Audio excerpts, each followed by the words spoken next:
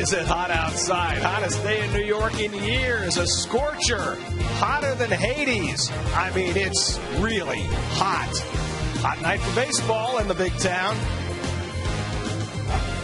At Citi Field in New York, the New York Mets play the Cincinnati Reds. Mets baseball on SNY is presented by Delta. Tonight's game is presented in HD by IOTV. Get your HD free with IOTV. And a pleasant good evening, everybody, and welcome to Citi Field. Gary Cohen, Keith Hernandez with you tonight as the Mets play the middle game of their series against the Cincinnati Reds. The Reds won last night 8-6, but tonight the Mets get Jose Reyes back in the lineup. Now, the Mets have scored in the first inning in each of their last 7 games, but they've done it substantially without Reyes, who has missed the last 6. Well, he's missed the last 6, and the Mets have gone 3-3 during his absence. Jose on the All-Star team, much deserved. Remember, got off to the slow start. And now, since coming back into that leadoff spot, he has really been the old Jose Reyes. And I really believe it's the best I've seen Jose Reyes at the plate, in the field, in his entire career here in New York. And that's saying a lot because you're talking about a multiple all-star here and one of the best fielders in the game. I just really think he's elevated his game. Reyes back, but swinging right-handed only tonight. Still hasn't taken any swings from the left side, coming off that right oblique injury. Meanwhile, the Cincinnati Reds stormed into town last night in first place in the National League Central.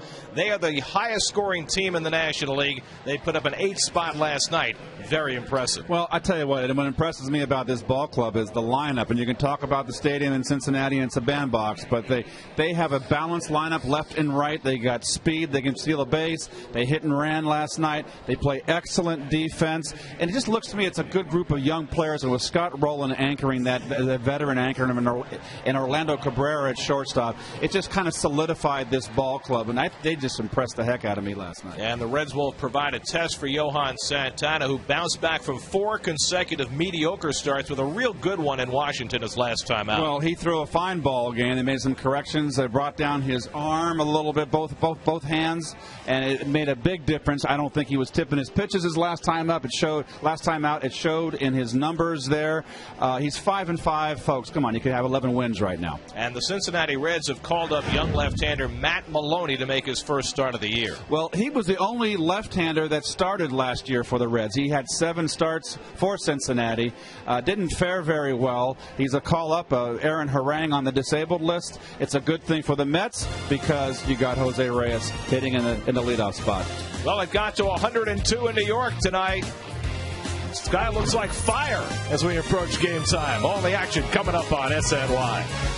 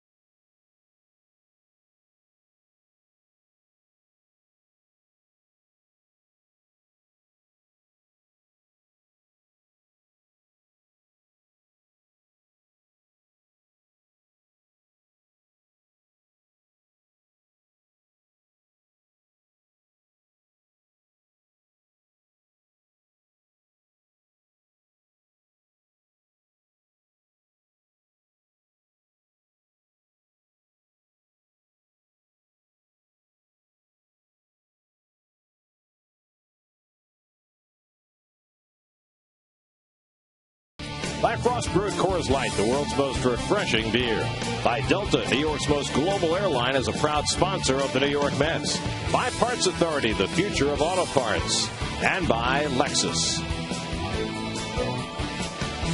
Better seats, lower prices at Mets.com. Tickets for tomorrow night's game start at $19. Get your great seats direct from the source, Mets.com.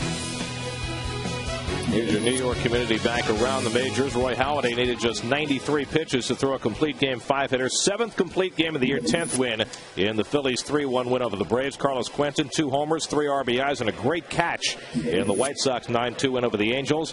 And the Rays were down 5-1. Jason Bartlett's sacrifice fly the difference as Tampa Bay beat Boston 6-5 to leapfrog the Red Sox into second place in the American League East. 97 degrees as we approach game time at Citi Field. Get ready for the hot action. Cool yourself off the best you can. First pitch coming up.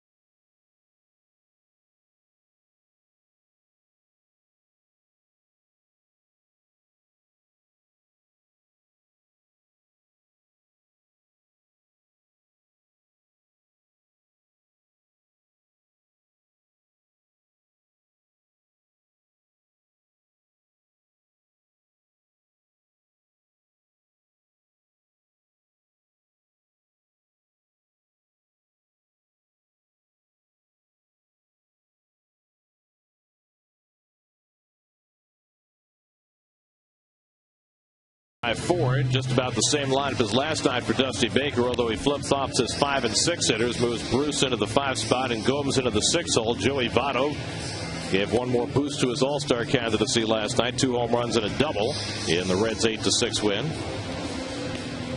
And for the Mets at defense, you can see Mr. Davis at first base.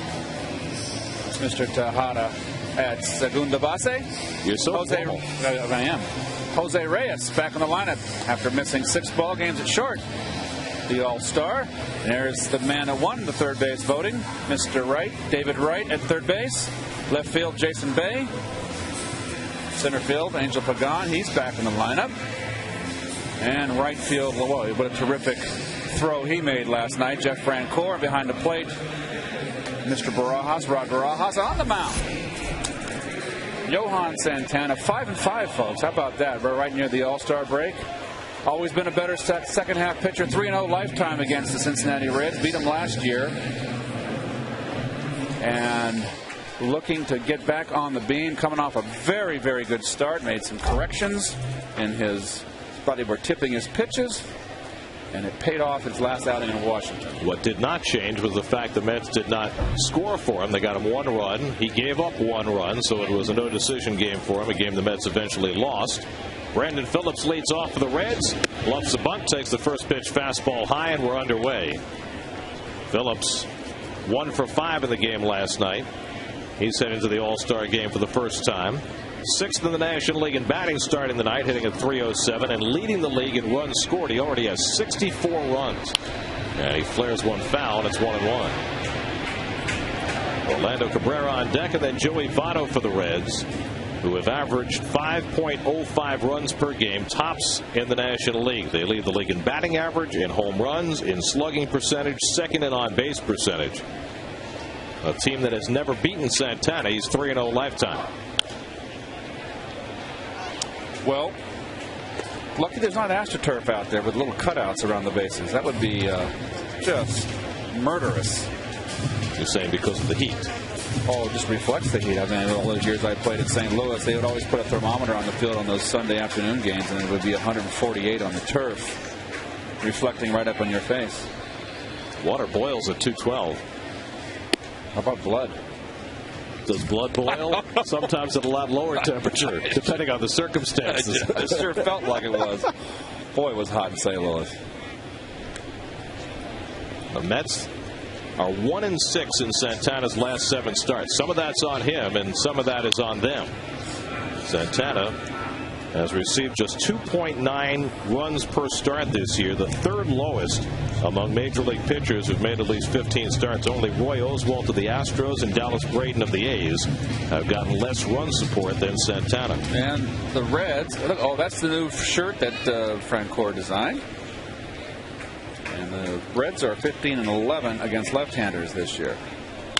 Line left center, base hit for Phillips, heading toward the gap. That'll get him extra bases as it rolls all the way to the wall.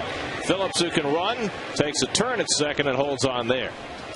So a leadoff double for Brandon Phillips, his 23rd double of the year. Ball's down. Change up. And he got it in. That's the difference. If it gets it away, it's off the end of the bat. But boy, I tell you what, this Phillips is a thorn in the Mets side. In the middle are driving in runs. So now Orlando Cabrera 1 for 4 last night. They moved him down to the 2-hole 10 games ago.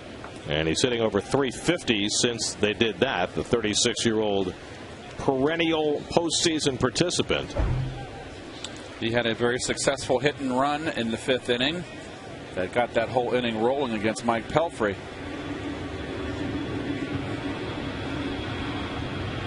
And Cabrera drops down a nice bunt. Santana makes the unassisted play. Sacrifice moves Brandon Phillips over to 3rd. Interesting move by Dusty Baker, don't you think? I don't like it. I really don't. I know it's a top flight pitcher out there, but you've got you got the best hitting lineup in baseball, and Dusty has a little park bench going on. Yeah. A little barbecue. Well, the other piece about that bunt is you've got a lefty making his first start of the year against a Mets team that eats up left-handers. Yes. You have to figure this is not going to be a game where one run's going to make the difference. Right. Mets kind of coming in a little bit in the 1st inning. I'm surprised. Joey Votto had the huge night last night, 2 homers and a double, and he waves at the first pitch slider, 0-1. I've seen Jerry Manuel do this a lot this year, bring the infield in early. They're definitely in at the corners, but the middle infielders are halfway. Votto leading the league in home runs with 21, on base percentage, slugging percentage. And Santana ahead of him 0-2 with 2 sliders. Well, you can see right there the overhead camera brought to you by Pittsburgh Paints, and you can see that's a positioning to cut off the runner at 3rd. Votto had 2 terrible swings at 2 straight sliders. Let's see if Santana tries to throw it a little further outside. Barajas moving away, and he couldn't get the bite that time. 1-2. So he had a big night last night, Joey Votto. Gosh almighty, he crushed that one. That's 3-point play right there. And then this one off Fernando Nieve, deep part of the ballpark. What a night. 21 home runs, 1 more than Albert Pujols for the league lead. 1-2 from Santana. Got him. Struck him out with a high fastball. Big strikeout for Yohan to pin Phillips at third. Now there are 2 out. It was all about getting ahead with the slider and had Joey so defensive. And he went up the ladder. Had a lot of plate, but up the ladder, tied him up. So Santana, whose strikeouts are at the lowest ebb of his career, gets a big one there. Now Scott Rolen. Rolen with 17 homers, 57 RBIs, third in the league in slugging percentage. This is a Cincinnati team that can bash. And Rolen takes a changeup for a strike. Well, he's been a big key to this club since they acquired him last year from Toronto. The Reds have were 45 and 57 at that point.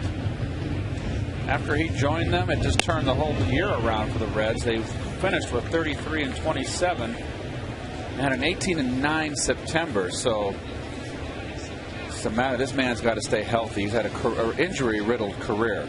A lot of times those late season runs by teams that are out of it are not necessarily foreshadowings of success the following year. But in this case with the Reds, maybe it was. Well, Walt Jocketty just made some nice complimentary moves too, and Orlando Cabrera, of course, the veteran shortstop. Gomes has been a big surprise for this club. Boy, he's been productive. He wasn't even supposed to be playing that much. Chris Dickerson got hurt, and Gomes has soaked up the playing time. 2-1 to Rolen with a runner at third and 2 out, and he pops it up. Tejada backpedaling, calling, side retired.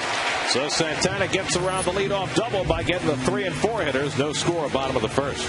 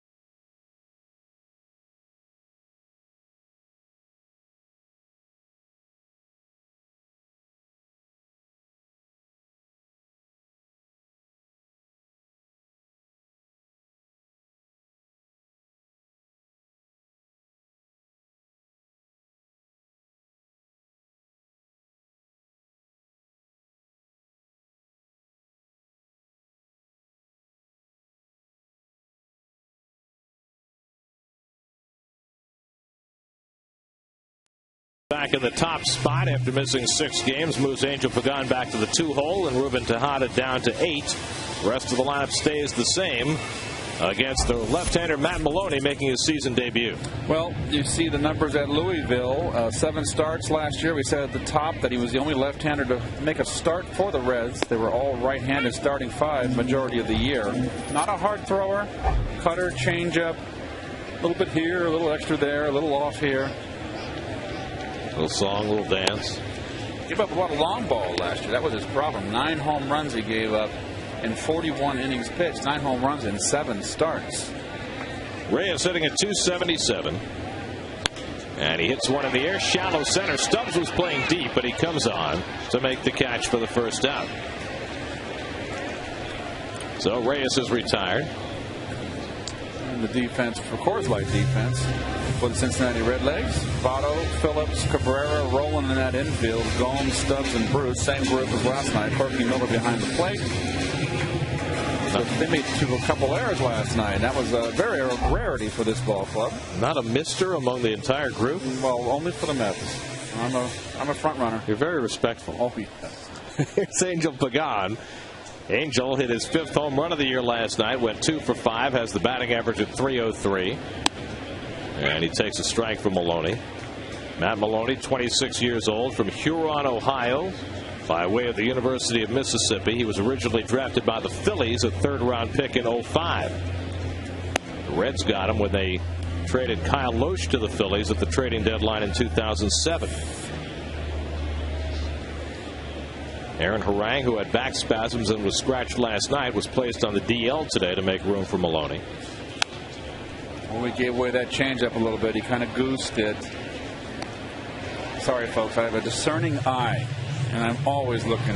My whole career, I was always looking for a tip. Watch him kind of goose. It's a little hard to tell in slow motion. Now, as a hitter, at what point could you make that out? If they tip by doing anything different before they release the ball, any kind of alteration, that's Western Union, Gary. We'll take a look again. Just felt he kind of slowed his arm action down for that pitch, and that a hitter can tell. I'm telling you, it's Western Union. It's like the gift from the gods. Like that clouds we showed earlier. That's why the Greeks thought there was Zeus and all that stuff. Well, I mean, pitchers are taught to maintain the same arm action for fastball and changeup. That's what's supposed to make a changeup that effective. And no alteration in the point of delivery. You can't throw the fastball over the top or 3/4 and throw the curveball more over the top. Pagan lifts one to center field, and another play for Drew Stubbs. So 2 hitters, 2 fly ball outs for Matt Maloney. You know, you mentioned Maloney gave up a lot of home runs last year when he was called up. This is a good ballpark for a fly ball pitcher, as Fernando Nieve discovered last night. Yes. 1,600 feet worth of fly balls, and only one of them left the park. Well, you said it. If it was in Cincinnati, it would have been 4 straight home runs. Well, here's David Wright, just scorching hot as the weather right now. By the way, it was only 96 at game time. It felt like it was 100 degrees today. It got to 102 in New York, which is a record for this date. It got to 105 in Newark. It's just a little hotter there. It's hot way out east, too. Let me tell you, in Sag Harbor. Smoking. I have a temperature gauge in the shade in my backyard, and it was over 100 degrees the last 2 days. David hitting at .317, 5th in the National League, and he takes that changeup up and away. David is hitting .435 against lefties this year, and it's this type of lefty that he particularly feasts on.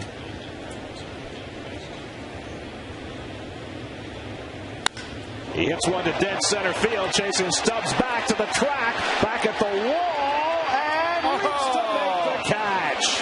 Right at the top line of the fence, David Wright loses a home run into the glove of Drew Stubbs. 3/8 on your scorecard, no score. Where's Shea Stadium when you need it?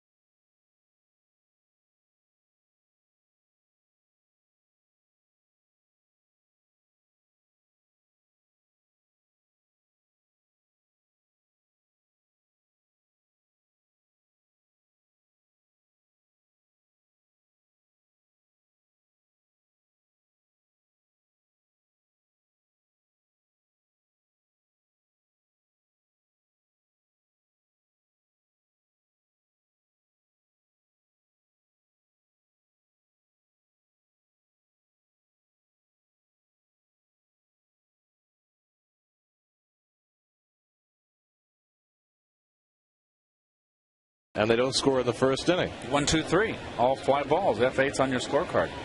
Jay Bruce leads off in the second against Santana. Bruce 1 for 4 last night, hitting a .277. Bruce has got a little bit of an awkward swing. He's very strong.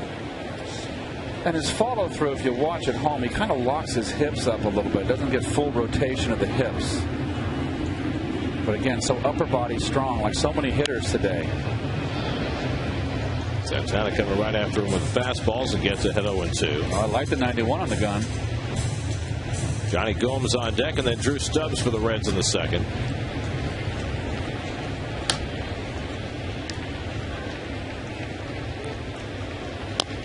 Little dribbler foul, still 0-2.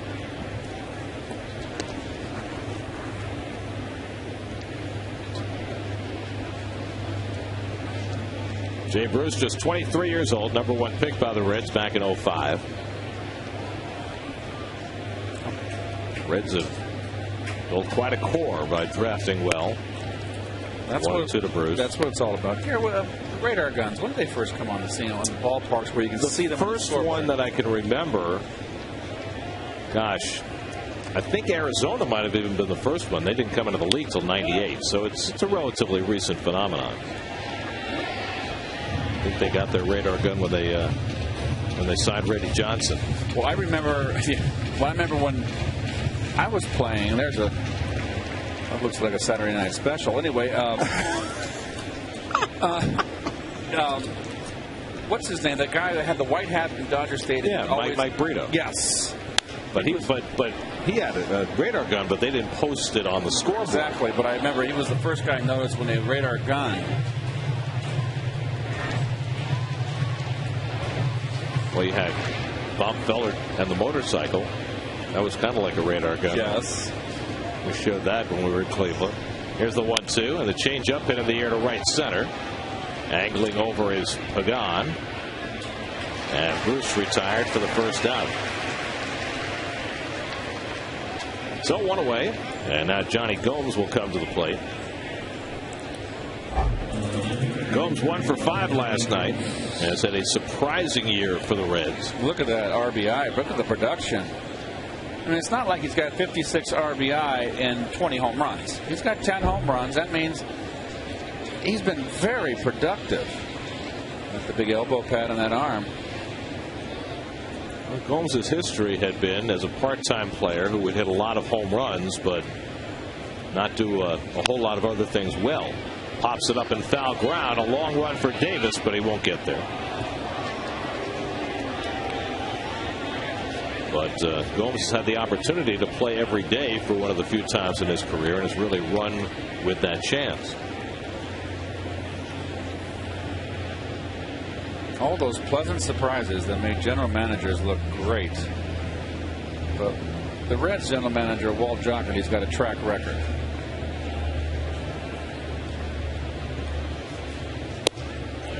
And that fastball just missed, 1-1. I like the velocity. We mentioned about his hands, lowering his hands, his glove hand and his pitching hand. He did this earlier in the year after he got beat up in Philadelphia. But even though he had some success lowering his hands and presumably not tipping his pitches, he went back to holding the hands high until his last start in Washington, when he finally bought into the fact that he needed to go with this different approach. Players are always resistant to change. He's got to tell you what, good location so far, right off the get-go, and he's establishing inside on both lefties and righties. The only guy that really had a good at-bat off him, well, outside of him, Phillips hit the double on a mistake, was Rolen had a good at-bat. Rolen missed that changeup in the first inning. 1-2 to Gomes, struck him out with a changeup. And see, that's the difference. We saw this in Washington as well.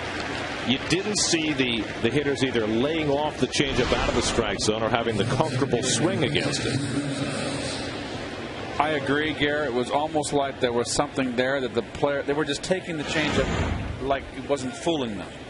And that's alarming. And when you don't tip, or she's also throwing a little bit harder now, which is going to set up his changeup more. Then you don't have to throw that changeup for a strike. Here's Drew Stubbs with 2 out. And he takes a fastball for a strike. He's coming after guys inside big time. I thought Johan's reaction about the whole pitch tipping thing was interesting. He said, yeah, I know. I always have tipped my pitches. But when he threw 95, it didn't matter quite as much. Now it's 89 to 91. It matters more. So you need to make adjustments. The strikeouts have come down over the course of his career. Did he go? No swing. Sonia, who had the big overrule last night, makes the call at first base. No. Ronnie may differ. He always does. There's your umpire crew tonight. Toward the left field line, Bay gets over there to make the grab. 1-2-3 inning for Johan Santana. No score, middle of the second.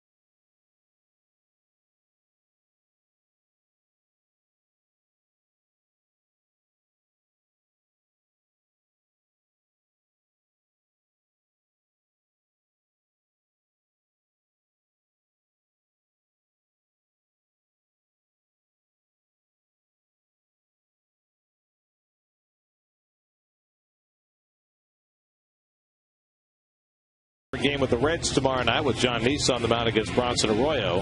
And then the big weekend series with the Braves starting Friday night. That takes us into the All-Star break. After the break, the Mets have a long trip on their agenda, going to San Francisco, Arizona, and Los Angeles before getting back just the last few days in July. 4 in San Francisco.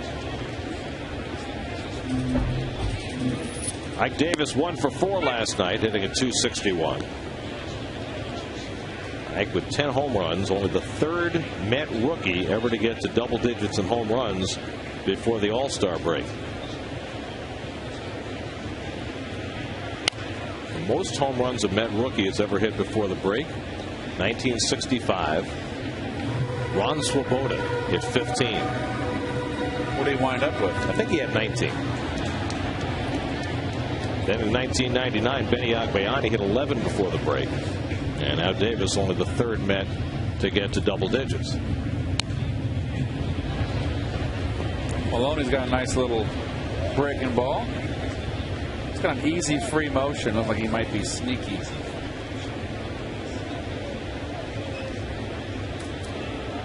There you go.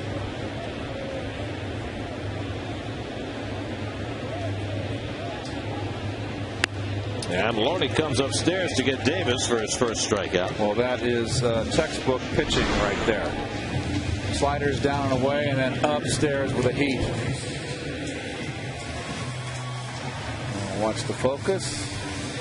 Watch the reaction.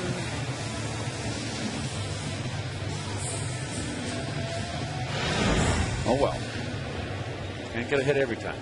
Here's Jason Bay. An RBI last night, his 11th of the last 8 games. And he takes a strike on the inside. So far, both pitchers coming out throwing strikes, working quick. Well, see, he gives away that changeup big time. Big time. You can see it at home, folks. You just pay attention. And they are. Let the kids go play in the backyard. They'll be fine. Just focus on this guy. You'll see. Maybe the kids would like to watch too. Might learn something.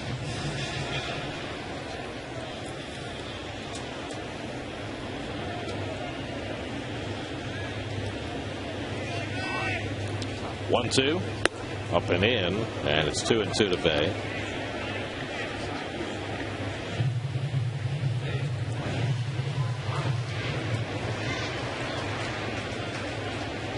Now Maloney's 2-2, and he misses up and away with that changeup, and a full count to Bay with Jeff Francoeur on deck.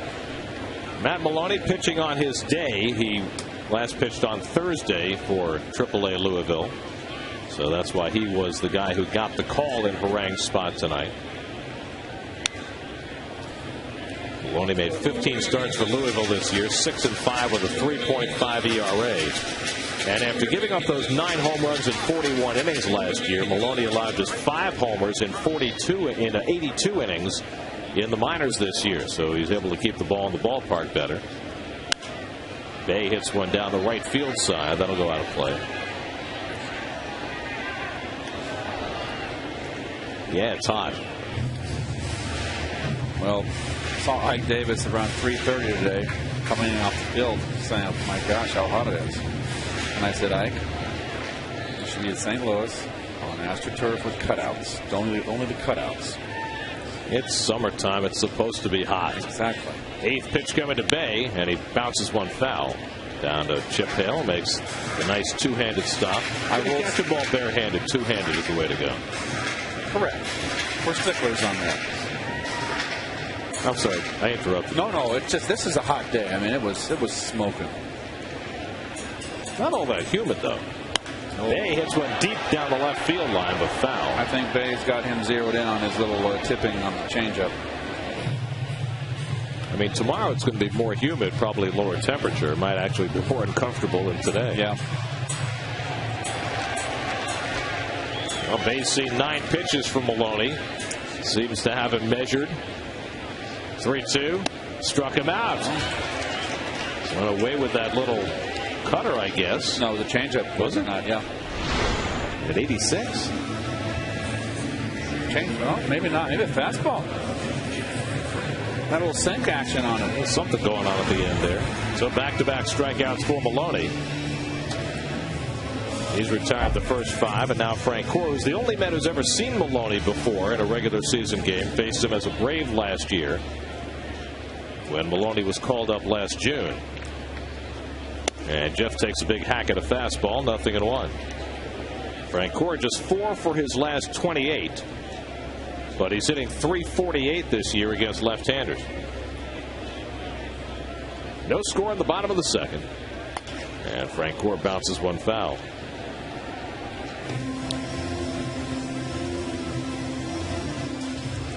New York Mets baseball on SNY is brought to you by Bob's Discount Furniture, now open in Manhattan off the FDR Drive at 117th Street. Go to mybobs.com for details. 0-2 to Francoeur is upstairs. Francoeur made that great throw to gun down Joey Votto at third base last night. He told me tonight, every once in a while, maybe once or twice a year, there's one that leaves your hand and you just know it's perfect. And he said that was the one last night. What made this play so tough was that you watch him position himself to come around the ball and get his momentum going forward. And it's just terrific play. His 7th outfield assist of the year. He has 77 since he was called up, the most in the majors. Started his career in 2005 with the Braves. Problem is, the more you make throws like that, the less you get a chance to.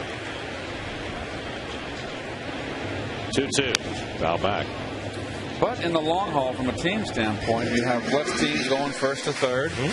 You stay out of that first and third situation. That's why the strongest arm in the outfield always goes in right field. Jerry Manuel said before the game tonight that he'll probably sit either Bay or Frank Gore tomorrow to get Jesus Feliciano a start against Bronson Arroyo. And Frank Gore lifts one down the left field line, and it over toward the stands. Gomes, and it goes in the crowd. Jerry said he wanted to pack as many lefties in the lineup as he could, but he stopped short of saying that he would sit both Bay and Frank Gore, because that would mean he'd have to play Chris Carter and Feliciano on the corners.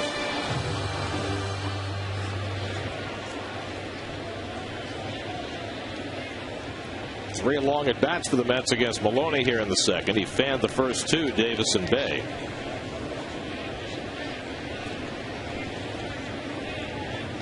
Ninth pitch coming. And foul back.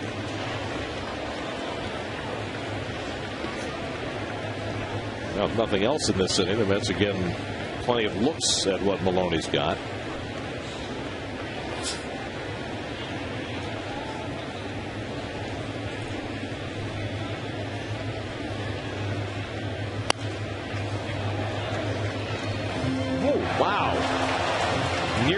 Great stop by the third base umpire Jerry Meals. He caught it one-handed with a nice little leap off the carom and then dropped it. Can't even crack a smile. Come on, Jerry. It's not that hot.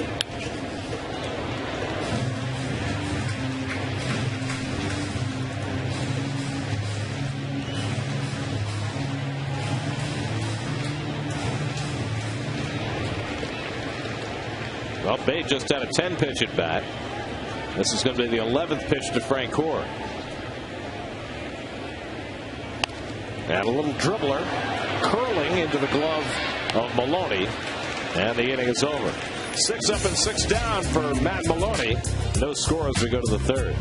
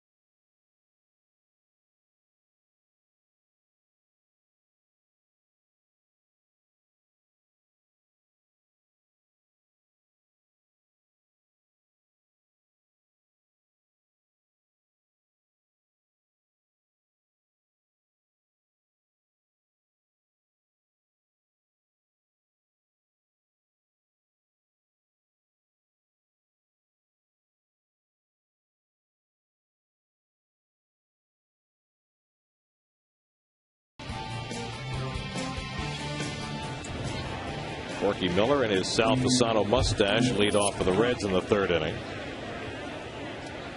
Workey had a big 2-run double in the Reds' 6-run 5th inning against Mike Pelfrey yesterday. Hit a home run at Wrigley Field the day before. He's playing right now because Ramon Hernandez, the #1 catcher for the Reds, has a sore knee. And Miller lifts one to shallow center. And in comes Pagan to call. One away. Well, the good news is that the temperature has dropped all the way to 94. The bad news is that in our production truck, the air conditioning is off. I mean, folks, there's how many bodies in that truck, guys? How many? What are 8 of you? 9 of you? And all that equipment emits, all the electronics in there emit enormous amounts of heat.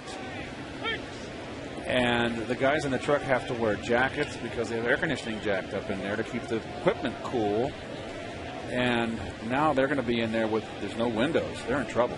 Well, here's the question as Maloney swings and misses. Which is the greater concern? That our personnel become overwhelmed by the heat and collapse, or that the equipment fails? Well, we can always find another crew. You're really just a heartfelt human being, aren't you? One of the cameras, folks, went out from the heat earlier. It came back, so I just found out that that is a common occurrence when it's stiflingly hot. Is that a word? How do you revive a heat-stroked camera? You can't just throw water on it. How do you revive a Emmy Award-winning director? Maybe a bigger question. Maloney out to center field and right at Pagan for the second out. So that's 8 in a row retired by Santana after giving up a double to the first man who faced him, and that man will step in now against him, Brandon Phillips. Phillips had a long turn at bat in the first inning and drilled a double to left center, and giving his pitcher some time to get back to the dugout on a hot night. That's a lost art, isn't it? Used to see that all the time. The leadoff hitter lingering in the batter's box. Nice mohawk, by the way. I mean, we're not talking full hawk. That's the full-fledged item there. It's like an Iroquois. Or a runway.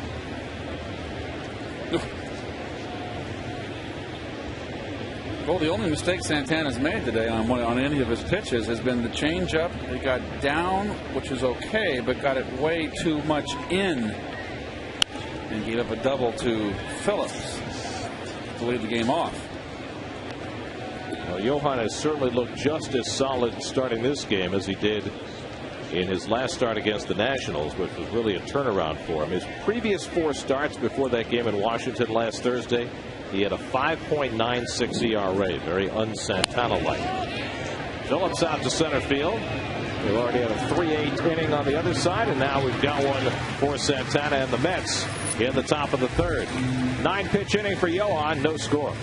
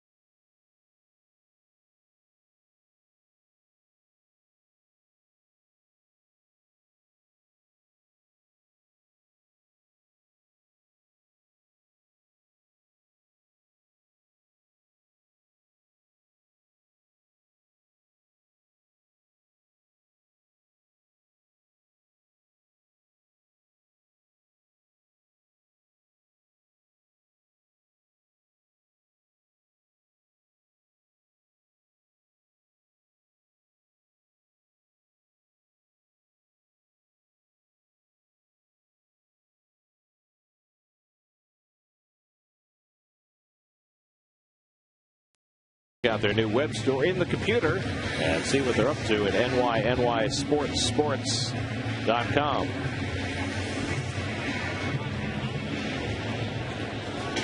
Well, Mohawk Matt Maloney has retired the first 6 to face him. And the Mets will have Barajas, Tejada, and Santana coming up in the bottom of the 3rd. What's going on there? It's Kate Pearson. No, not really. You know B-52? Yes. Beehive. Rock Lobster. Exactly. Rod Barajas takes a strike. Rod has 3 hits in the last 2 games, looking to bounce back after a rough stretch.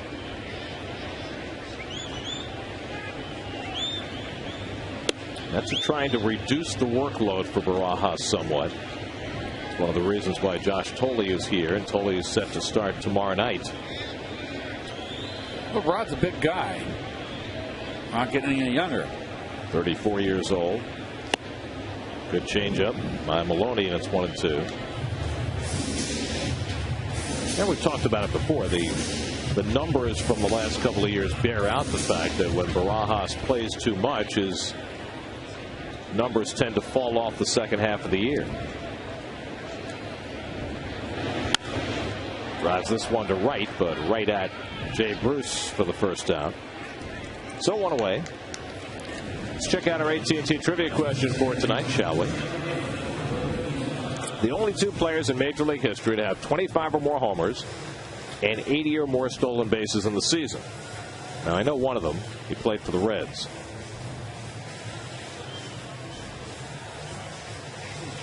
I don't think Lou Brock ever hit 25 home runs. I don't believe so either.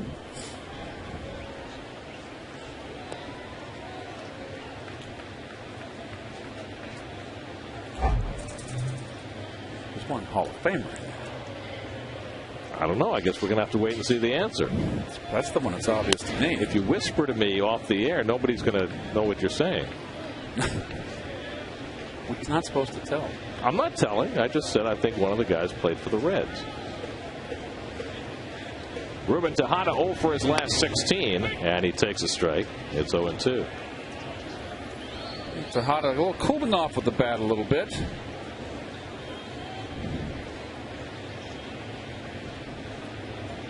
Johan Santana on deck.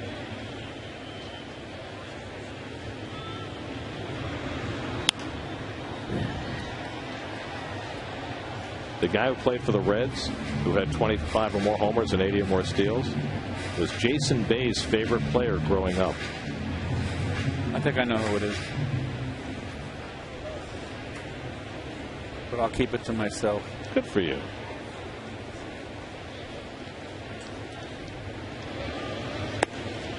One of your teammates once punched him during a game. Seriously? Seriously. It's not nice. That must have been an 86 punch. Yep. You guys were just a rollicking group. And Tejada busts out of that 0 for 16 with the Mets' first hit of the night.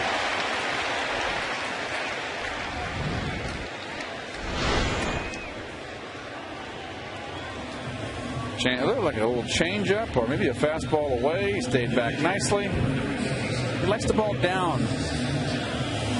Ruben stayed right on it. So in a scoreless game, the Mets had their first base runner and a chance for Santana to move him along. Johan has 4 hits and 4 sacrifices this year. Rolen just right down Santana's throat.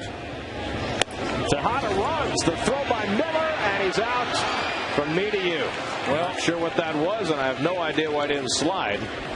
I think he thought he could take advantage of Votto cheating, but Votto's not cheating that much.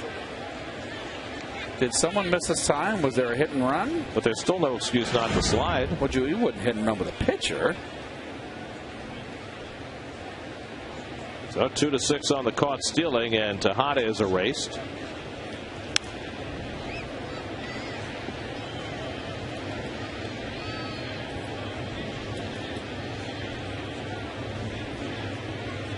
Huh.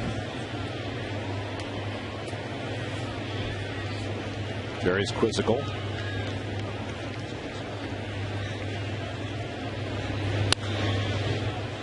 One and two to Santana.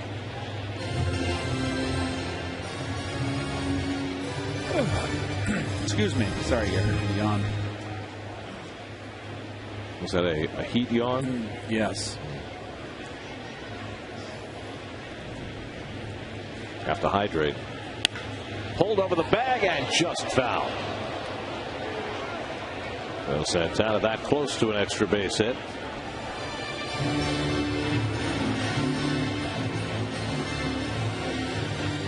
'26-year-old Matt Maloney. This is his 8th major league start. The first 7 came last year. Reyes on deck. Maloney won 2 games for the Reds last year. They both came in September.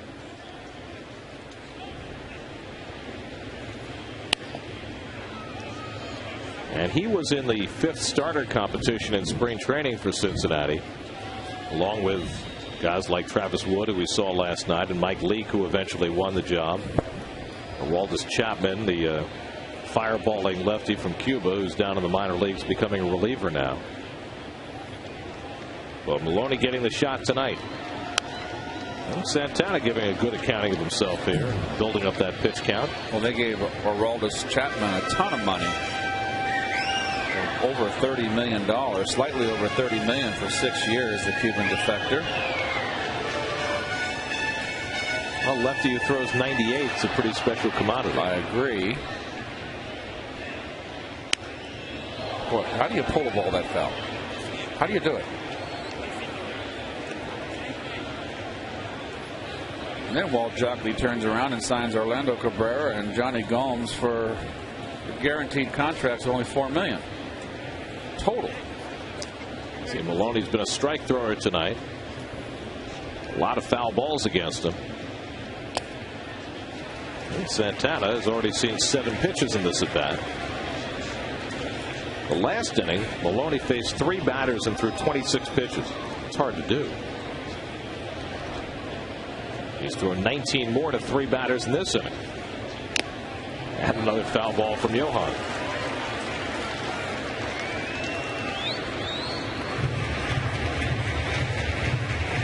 Don't want to wear yourself out. Got more pitching to do. Talking about Santana. No, he wants to hack.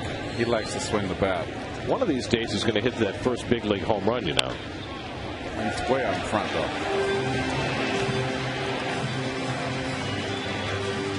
You know, tuck it in that little corner in right field just inside the foul pole. What you used to call that corner? The right field corner.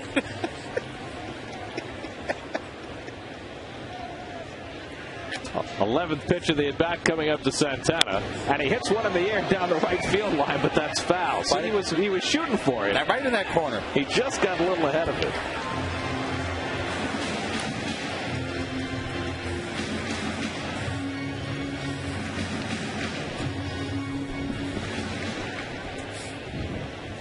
Well, after Tejada was caught stealing, Maloney might have figured his inning was going to go easily.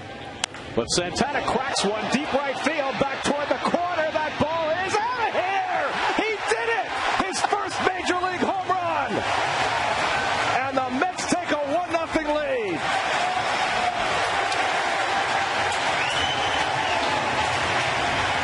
Can you believe that? No. A 12-pitch at bat, and Santana found the foul pole for his first big league home run in his 182nd major league at bat.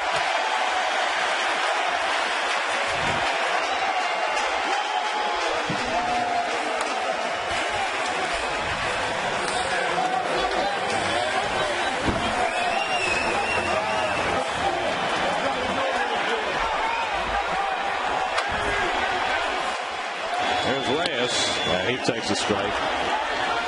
Well, I guess it was worth all those pitches, huh? Watch him shorten his swing up here. Not much of a follow through. They want a curtain call, and they got it.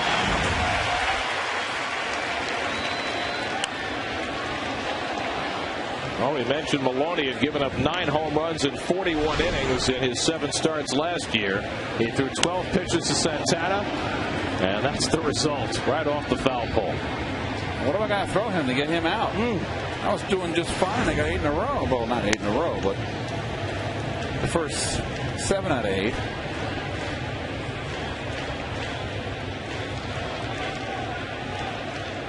Well, that was one of the best at-bats we've seen from anybody all year. Reyes takes one toward the middle. Cabrera gets over. The quick toss on a hop. Gets by Votto. Reyes heads for second as Votto slides after it and makes a throw that arrives too late. Oh, the speed of Reyes. The speed of Reyes and the arm, not the same as it used to be with Orlando Cabrera, the shortstop of the Reds. Would they have had Reyes if Wilson picks it? I don't know. I think he would have been safe. And they have scored at a base hit. And then an error on Cabrera, allowing him to move up. So the Reds, who came into this series having made the fewest errors in the major leagues, made 2 last night, and now their first error of this game. Well, if you're Pagan right here and you got a left-hand pitcher on the mound, a runner in scoring position, don't worry about that open base. You got David Wright hitting behind you, who wears out lefties. You are going to get pitches to hit. Here's Santana's bomb again.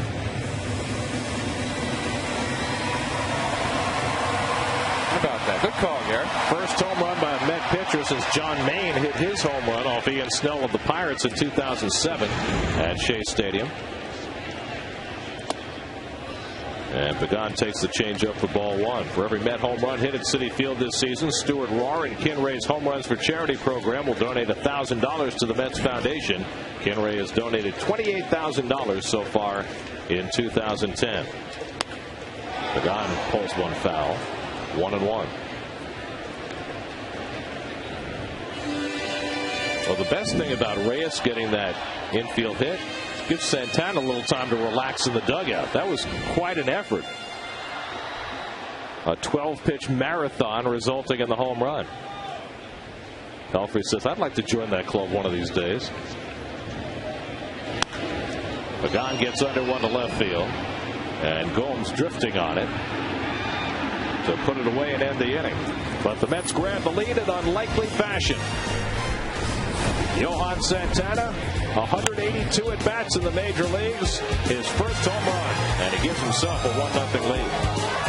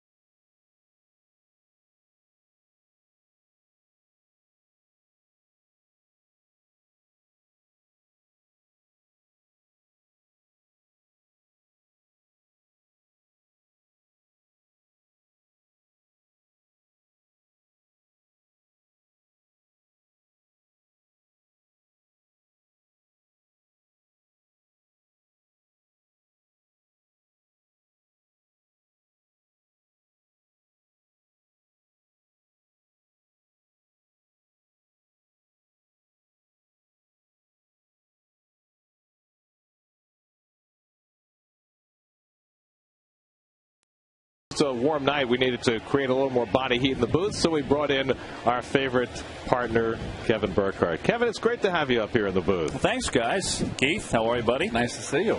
It's good to be up. It is quite hot. Have you been in the truck with their lack of air conditioning down there? Orlando Cabrera hits it out to right center. One pitch for Santana and one out of the fourth. A busy night for Pagan. That's 5 putouts already. You know, when I went down there and saw a guy watering a giant truck, I was wondering what was going on, but he was trying to keep things cool. He wasn't trying to grow anything. It was Joey Votto who struck out his first time up. So how about Santana, huh? He was dying for that. You know, I'm curious to see what we'll see after the game, but he was looking for that one for a while. They're always talking about that. Pitchers always talking about hitting the clubhouse, Keith. Yes, they are. It's very competitive. All the 10 pitchers, well, actually now they're 12. So we got to get more contemporary. Votto struck out with a runner at third and one out in the first inning. Biggest out of the game so far for Santana. The next one's got to be Pelfrey, because you know how much he is dying to hit a home run. He's been listening to John Maine for 3 years talk about his.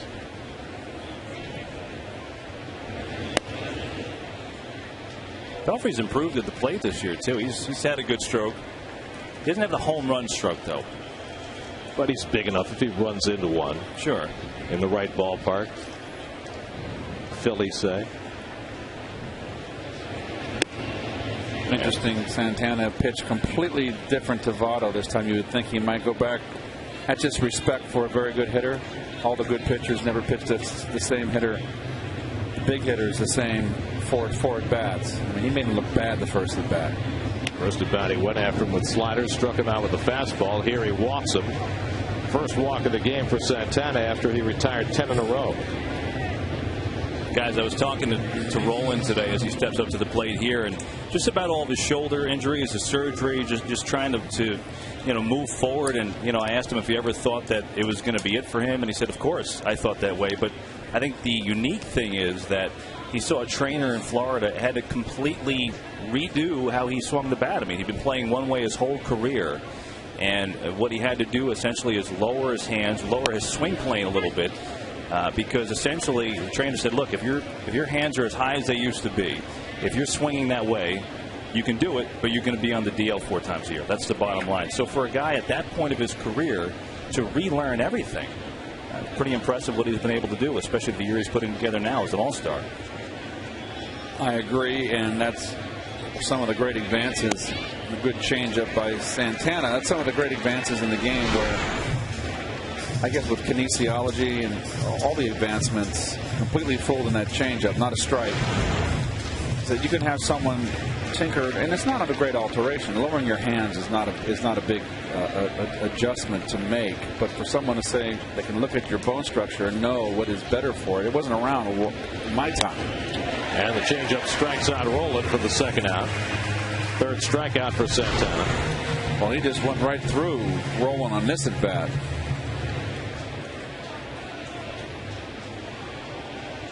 Out in front. Good swing, though. Keith, with lowering your hands, I mean, obviously Rolen's, got plenty of power still, but would you think that would tend to decrease power at all, or what would that do? No, I think your swing is basically the same. It doesn't alter your swing. I just don't know how you can hit one way your whole life and make a major change, although that wasn't a major change. Tata throws out Bruce to end the inning. An easy one for Santana. He's up 1-0.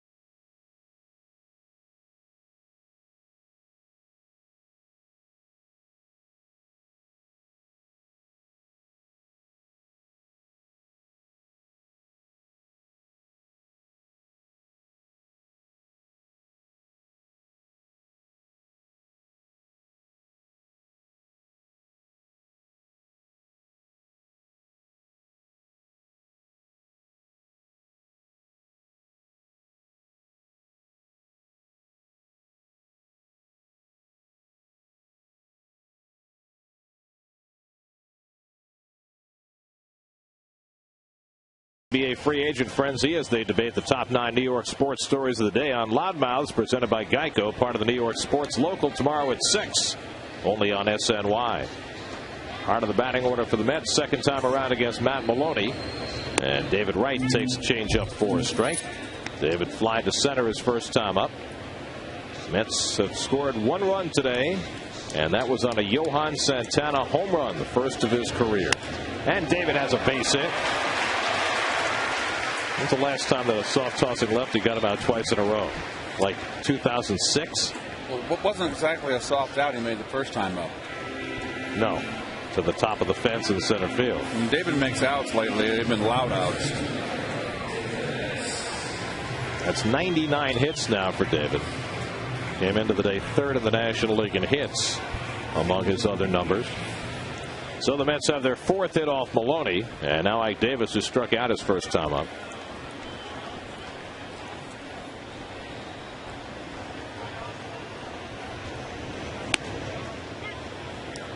You know, guys, Ike is, it always seems like even when he's not going great, he does something productive in the game. Would you say, though, that this is maybe the first rut he's hit in his professional career, in his big league career? He hasn't really gotten hot yet, I don't think. I don't think we've seen him, Kev, in a real hot streak. I agree with that. Yeah. I mean, he's hit some long home runs, but there really hasn't been a tear in there. You know, one of those tears like Frank Core had or like David's going through right now. And I think that's one of the great things about him is that he's been able to stay so even-keeled as a cleanup hitter, as a rookie in New York. He's a very confident young man. And, you know, a lot of hitters would get frustrated, young hitters. He has not. You know, sorry, Gary. I understand that, you know, Ike wasn't around when his dad was playing. You know, I get that. But do you think that there is a big part of that just is he able to pass that on to him if Ike wasn't around when he was playing? Is he able to pass that on, that demeanor, that kind of, you know, don't get too high, too low thing? Because clearly, I mean, he's been so good with that, so laid back. And really basically taught by a father who was a pitcher, too. So slow ground ball. Phillips with the backhand flip. Cabrera throw too late. That's the second throw that Cabrera's made today that he really should have hung on to. Out in front of the slider. That was set up with an inside fastball. Shouldn't have done the shovel pass. Should have pivoted and thrown overhand and got it to him quicker. So 1 out and 1 on. Jason Bay coming up. But Keith, do you think there's anything to that? I mean, does having a major league bloodline give you a better sense of how to handle 162 games? Well, particularly a lot of major league kids, when they grow up, their fathers are playing and they can't teach their kids because they're playing every day. Think about that.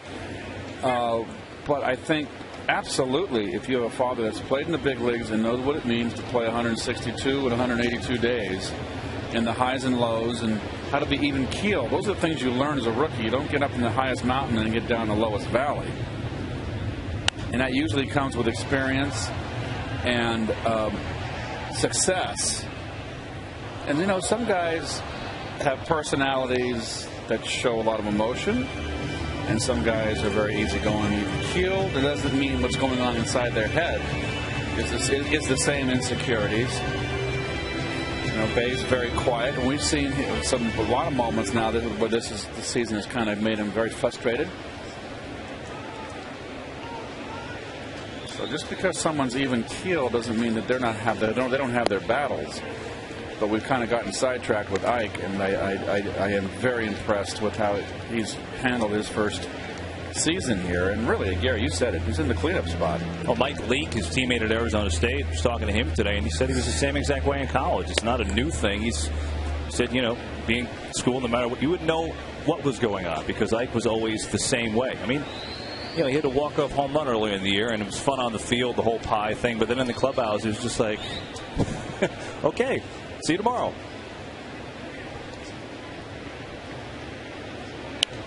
And, of course, Ike, you know, you talk about his college years with Mike Leake. He was as much a pitcher as he was a position player, so he's had to make that transition as well. there's still some of that in him. You know, the fun part of Ike is before the game when the guys go out to the field and he's there throwing his warm-ups with David Wright. But I mean, he's throwing his warm-ups. He's throwing a cutter, and he lets it air out a few times in the warm-ups. Davis runs, and Bay fouls one off. Over for a look is Votto, and reaches but can't beat Ike Davis. Now, if you'd flipped Joey, you might have gotten it. Have to go to Ike for some pointers. And no help from Mr. Carr. Nor should there be. Jason Bay has as many triples as home runs. What was his line the other night, guys? Triples are the new home runs. Especially in this part.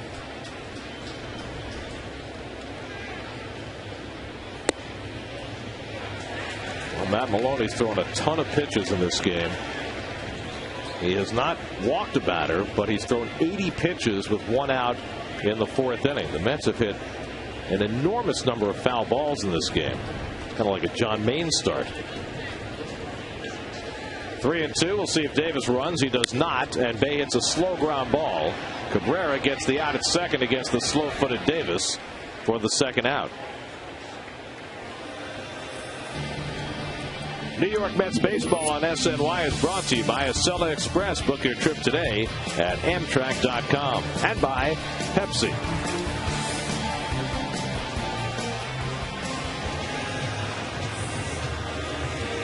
There was a situation where if you'd sent the runner on 3-2, there might have been no play as slowly as that ball was hit. Good time for steal here. Bay been very effective with the stolen bases. 10 for 10 stealing.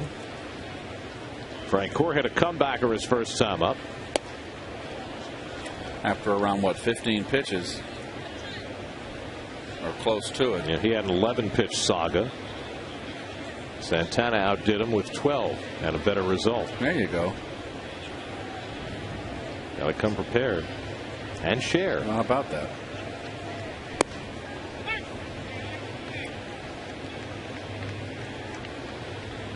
One and one to Jeff, who's in a 4 for 29 skid right now. Barajas to follow.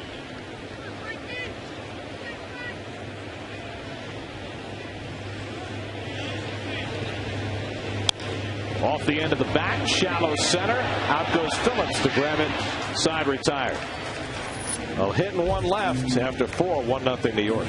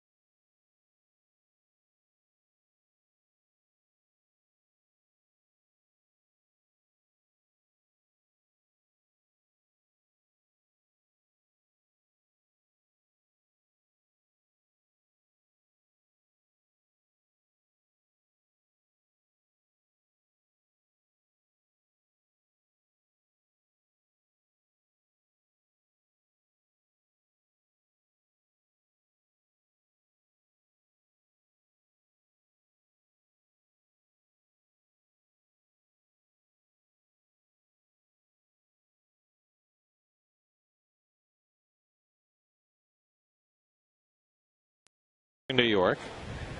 What does Ronnie call it? A Little League game? It's been a Little League game for Santana so far. Pitching a shutout, and he's hit a home run for the game's only run. It's always a good omen. Jonny Gomes leads off in the 5th. Struck out his first time up. One of 3 strikeouts for Johan. And a first pitch grounder to short for Reyes to handle. First chance for Reyes tonight. Handles it flawlessly. 1 away. Take a look at Billy Hatcher, guys. Had a chance to talk with him, and obviously he's done a lot in his career. Had a great World Series in 1990. Helped the Reds in that one, and of course part of that Game 6 NLCS 1986. And I talked to him about it, and he said it's the greatest series I've ever been a part of. We left everything, all of our hearts on the field, and I consider the Mets one of the best teams ever. The main reason is because I don't know how they had enough energy to go on and win the World Series after that. It was that type of game. And Stubbs the batter now. And, he says, I'll tell you what, the thing that I think about all the time, is how we would have played at Game 7. That's how much energy and effort was put into that Game 6. I knew Keith, I know Ronnie, you guys have talked about it, obviously, but to hear him talk about it and wax poetic about that game from the losing side was a little different perspective, and just I think how much appreciation of the effort and all that went in to that game and that series for that part. Well, that was the greatest game I ever played in my life because there was so much at stake, Kev, and every time we went out there was in Houston, of course, and we didn't score a run. If they scored, the game's over, and we go to Game 7 and Mike Scott, and who knows how, we'll never know how that would have turned out. But I think if there was a Game 7, it would have had to have been an advantage Houston Astros, because the team that wins that game gets the shot in the arm, and it's a tough loss for the team that goes down. Stubbs gets under one to center field. It happened to us, Gary, basically in '88 in that Dodgers series. We played that game where Kirk Gibson hit the home run off Roger McDowell to center field. It was an extra inning game late into the night, and we had a day game the next day. It was Game 4. Yeah. And that turned the series around, and I don't think we've ever bounced back from that game. I think we lost just a little bit of our punch when we lost that Game 4 at home when we had the lead, ready to go up 3-1, and basically on our way to the World Series. If we'd have won that game, the Dodgers would go down in 5. And we're on our way to go play Oakland. And, of course, we know what happened. So is momentum different in the playoffs than it is in the regular season? Yeah, absolutely. Absolutely, Kev. In the course of a season, you're going to lose games, and you have to be. We're just talking about being even keeled. It's 162 games. And even if it's a stretch run in September, early September, first half of September, you're going to recover from that. Late, 10 games left in the season, and then tough loss like that might be tough to come back from. But in a playoff or World Series postseason, those losses are difficult to overcome. I mean, everybody said it. I mean, Reggie Jackson walked into the Red Sox clubhouse after they lost Game 6 and said the series is over. Nice play, David. Wright throws on Miller to win the inning. David flat on his belly to make a nice play behind Santana halfway through. 1-0 Mets.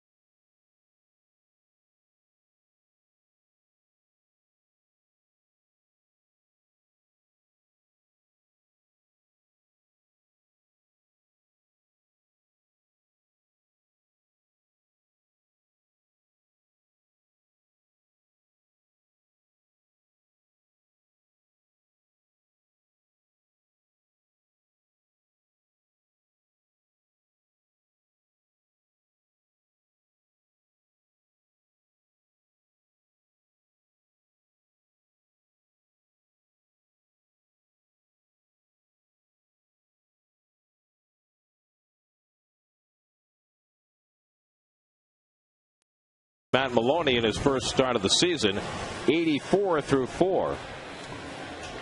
Let's answer our AT&T trivia question. We asked for the two players with 25 homers and 80 stolen bases in a year. Well, Eric Davis was one of them. Who was the other? Gotta be Ricky. Yeah. Same year.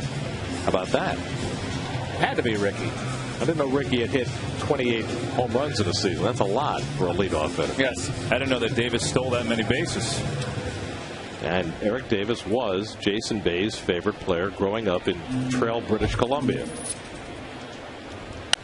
Barajas hits one off the end of the bat to right field. And Matt Maloney gets a well-needed one-pitch out. Well, we were talking about playoffs and momentum, and I guess baseball's got to be different than any other sport because, you know, you play a playoff game in the NFL.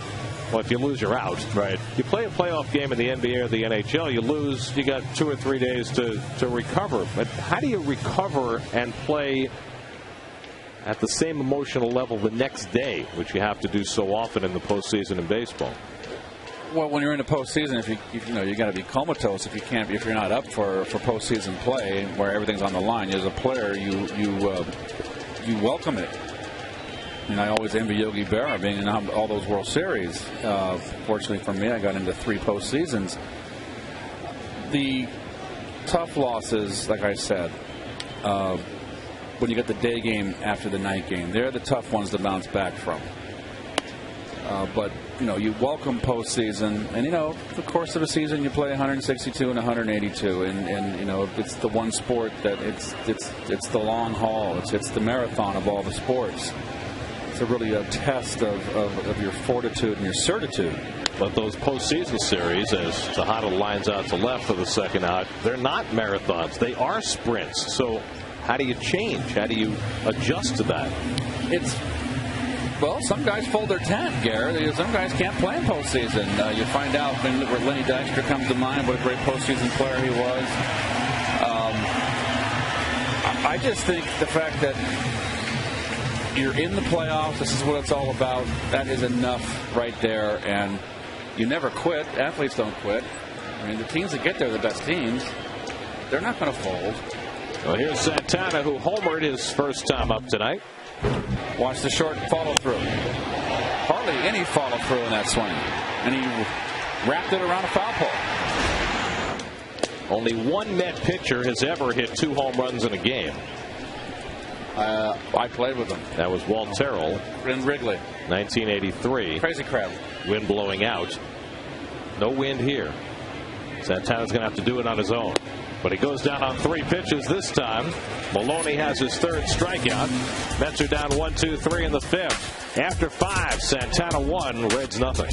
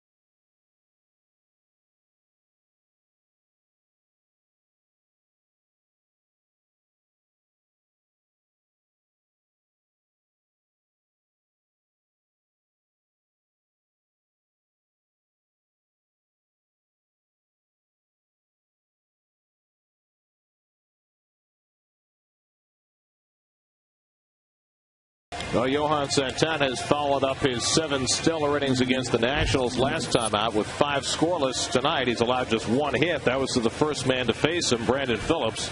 Since then, only 1 base runner for the Reds. That was a 1-out walk to Joey Votto in the 4th. So Santana's retired 15 of the last 16 batters as the pitcher Matt Maloney steps in to lead off the 6th. Maloney flying to center his first time up. Now 3 for 13 in his major league career as he takes a strike. Once again, Santana pitching in a very, very close ball game. Not a lot of run support. Well, the no decision that he had in Washington his last time out was his 7th no decision of the year. His ERA in his 7 no decisions is 1.24. Wow. So, you know, you put 3 of those or 4 of those on his ledger as Maloney goes down swinging. Yeah, then he'd have 8, 9 wins instead of only 5. Let's check in with Chris Carlin, who's standing by with the New York State Smokers Quit Line game break.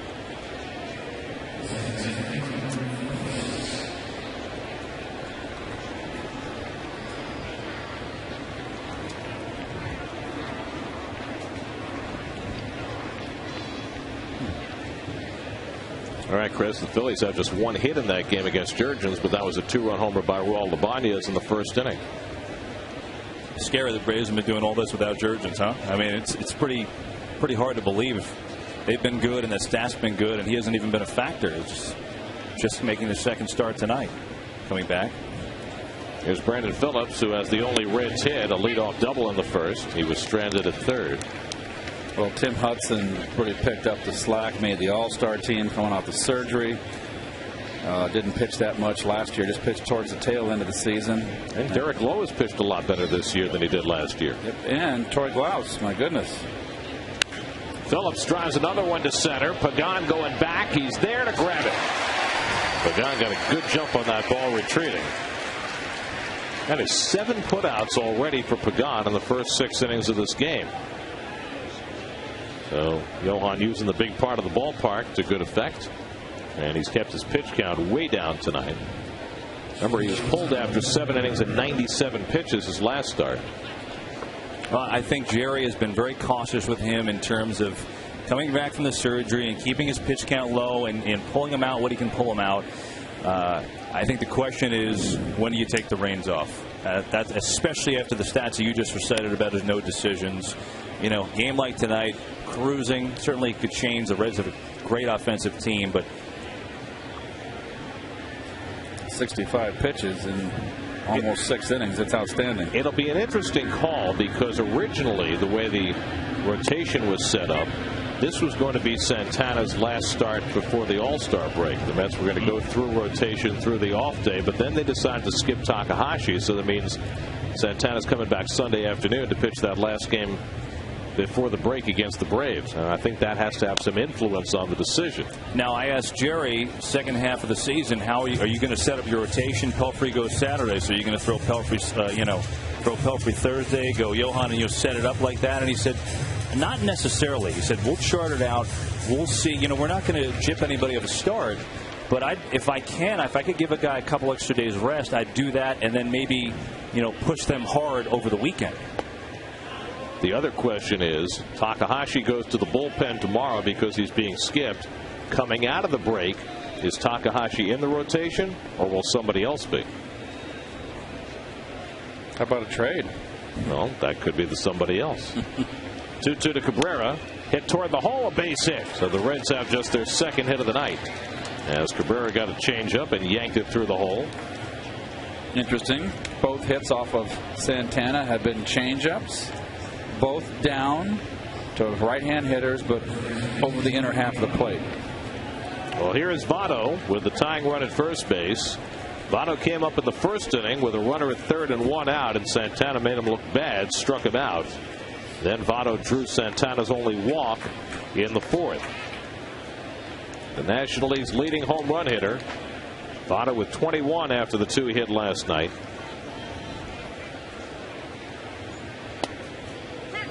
And he takes a changeup for a strike.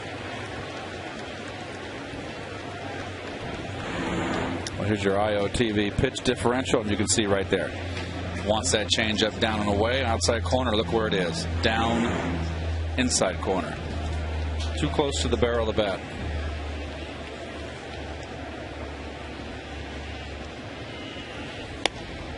Just off the plate with the fastball, 1-1. You know, guys, as we watch Cabrera lead off at first, you know, I was talking to some people around the Reds, and I can't understand why Cabrera continues to bounce around when he's a winner.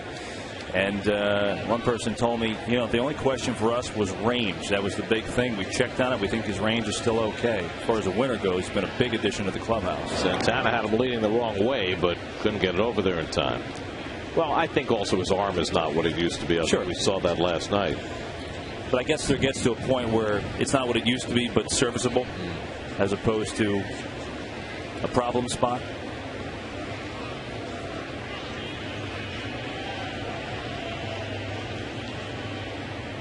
One and one to Votto, and he takes the fastball for a strike. 1-2. Well, he threw him all those sliders first time up. He hasn't thrown him one since. Good spot for one now, perhaps. Good pitch.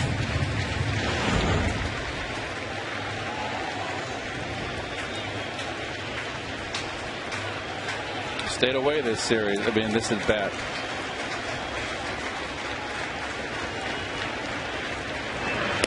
Up and in with the fastball, and it's 2-2. That's where he got him with that first strikeout in the first inning.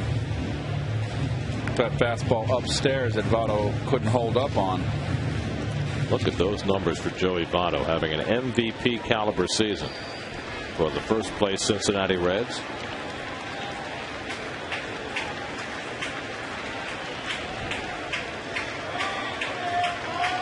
Two, and the changeup floats inside. Full count.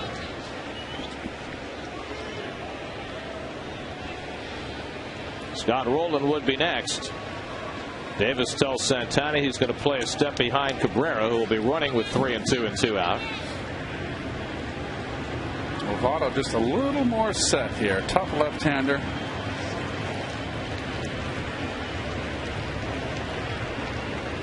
Three-two. Slider outside, ball 4. Well, he had him set up for it, and he just missed.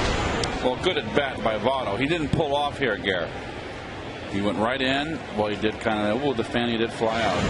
He would have had him. Second straight time Santana's walked Votto. Now 2 out and 2 on for Rolen. But good eye by Votto. Your overhead camera, PPG Pittsburgh Paints, provides it. It's a lot of P's. Rolen tonight has popped up and struck out 0 for 2. 57 RBIs for Rolen, just 2 behind Votto for the club lead. And a fastball strike. That is 18 of 22 batters that Santana has thrown a first pitch strike. Superb. 53 strikes, only 23 balls. Playing him serious pull on that infield.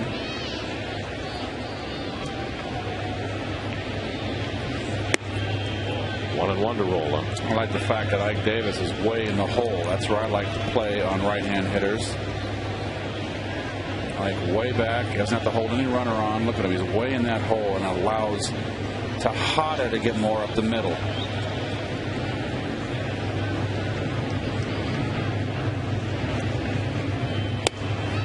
Just missed with the fastball, and it's 2-1. Three straight fastballs, and that just missed.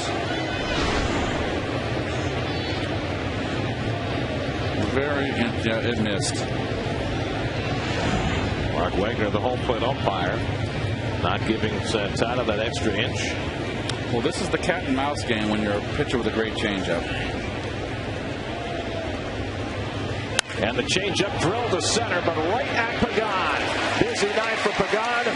Big out for Santana. 2 left. Still 1-0 New York.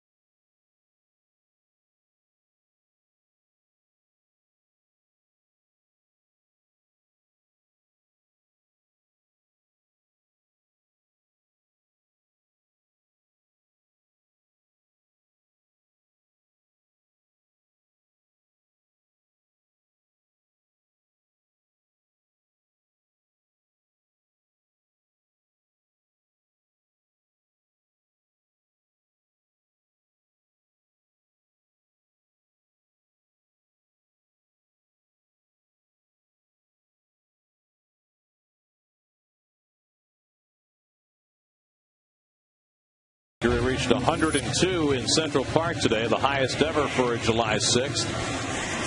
And the Mets and the Reds in a heated battle here. The young left-hander Matt Maloney, making his first appearance of the season for the Reds, has held the Mets in check. Everybody except Johan Santana, whose home run is accounted for the only run of this game. Jose Reyes in his return to the lineup tonight has an infield hit. 1 for 2. And drops a bunt. Maloney can't make the catch. And Reyes is safe. Right off the heel of his glove. Good effort by Maloney, but Reyes has his second infield hit of the night. Just overdove on this ball. Overplayed it. Off the heel. That's a big leadoff base hit right here for the Mets. Now, just off the heel. He had it. I almost wonder if he didn't dive if Rolen had a chance to make a play there. Well, now Pagan, the batter, we'll see how the Mets play it. Now, keep in mind that Reyes has been coming back from an oblique injury in his right side, and Jerry addressed this during his pregame conversation today about head-first sliding for Reyes. As Pagan, set to swing, takes a strike, and Jerry said he would like to recommend to Reyes that he not slide head-first, but do we ever see him slide otherwise? I don't see it. I mean, remember in spring training when he was playing that game in the backfield, they told him only to go to first and not make the turn. He ran to second and dove head first into the bag. I mean, hard to break old habits. Reyes with 19 stolen bases on the year, third in the National League. Maloney last year, when he made his 7 starts for the Reds, with Maloney on the mound, there were only 2 stolen bases in 5 attempts. Always tough with left-handers, especially left-handers you haven't seen before, to get a read. And the off-speed pitch missed somewhere, and it's 2-1. Good hit and run count now. Jerry opted in with Pagan, not to bunt, and I agree. Pagan having too good a year. I think if Tejada had been up in this part of the lineup, it would have been a sacrifice. This is a perfect count to go hit and run, Z. We saw Dusty Baker do that last night with Orlando Cabrera in a similar spot on a 2-1 count. Not going. Bouncing ball toward the middle. Run down by Cabrera. Can't get the out at second, but gets the out at first. He wasn't going to beat Reyes to the bag, so he gave up on that play and got Pagan. Well, he has the idea here, and the play's in front of him. Now, he's looking right there. He's focused on Reyes and also can see Pagan in the background and realizes, okay, I better play it safe. And that's a difference right there, speed. He would not have beaten Reyes.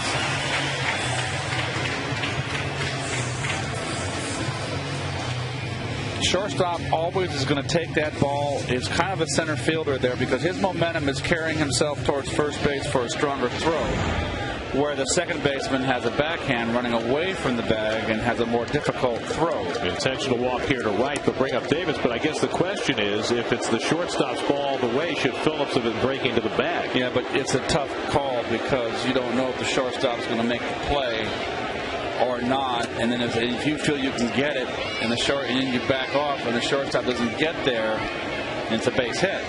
So that's kind of a, it's a tough call.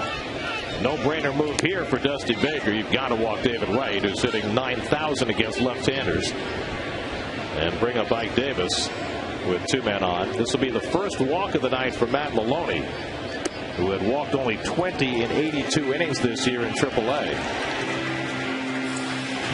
So now Ike Davis has had a rough go of it so far against Maloney. A strikeout and a fielder's choice grounder.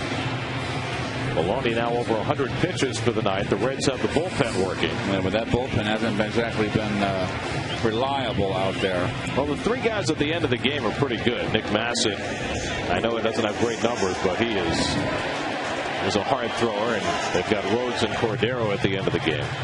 Keith Ike hasn't had great at bats tonight, but he'll occasionally take a big rip. Is this one of these times to take a big rip? No, you want to get a base hit here. You want to stay. If it was me right now, a 3-run homer would be great. But right now, you further the rally. So Logan Andrusik up in the bullpen for the Reds. This could be the last batter for Maloney. Reyes fakes the go, hit hard. Votto's got it. The bouncing throw off the bed and out at first. Very close play from the the second out of the inning. Votto with a terrific diving stop. The throw was saved by Cabrera without getting it out at second, and the pitcher covered at first base. I've never seen this in my Major League career, and it's all on Votto. That's a beautiful play by the pitcher, covering. But Votto, on a ball hit that hard, had no, watch this, get up and get yourself set and throw. That ball's a bullet. You haven't got a fast runner at home plate. So the Reds are very fortunate.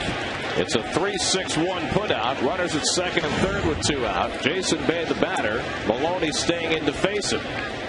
After a hard hit ball by Davis, I'm a little surprised. I thought they would have pulled the lefty here and brought in the right-hander to face Bay. Well, the kid's throwing good. He's gotten Bay out twice. Nice play by Cabrera, by the way. He wins games for you. 2-0 now to Bay. Has been in the postseason 5 of the last 6 years. He's not the only reason, but everywhere he goes, teams get better.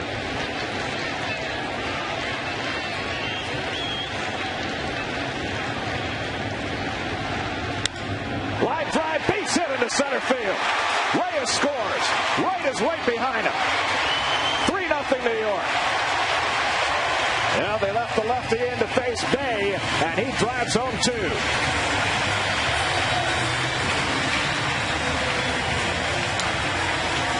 Well, 2 big runs driven in right there.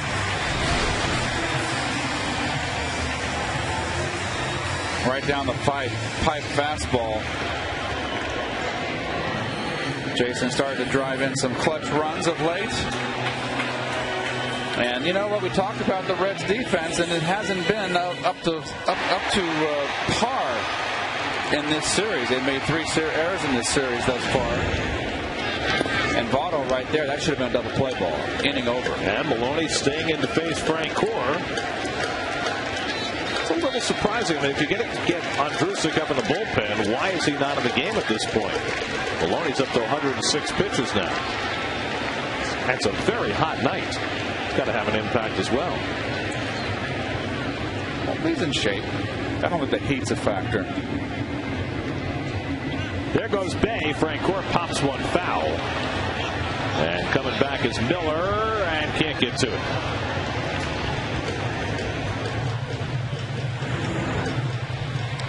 There's the IOTV pitch differential, and even got it further down. I think that maybe had more plate than they desired. Didn't miss by much. That's just good hitting by Jason. You know, I think about Bay, this Mets team, if they can get a win tonight, they go back to 10 over 500. Bay, good chance ends up the first half of the season for the All-Star break with 50 RBIs, and he knows it's not the first half he wanted, but he drives in 50. It's not terrible. Well, he's got 13 RBIs now in his last 9 games. He's not hitting the home runs. He's got only 6, but 44 RBIs now. But 10 over with 6 home runs, I think you sign up for that. I mean, you know, I think the thought is still that there's a hot streak in Jason Bay, power-wise anyway. Hit hard toward the middle, base hit. Day pulls in at second base. 3rd hit of the inning, and now 2 out and 2 on with Barajas coming up.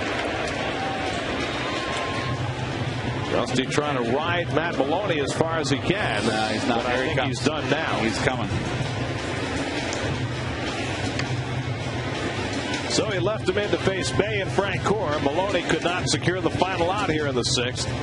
And now Logan Andrusik will come on in relief to face Barajas. Mets have scored twice here in the 6th. The call to the bullpen brought to you by Lincoln Mercury. We'll be right back.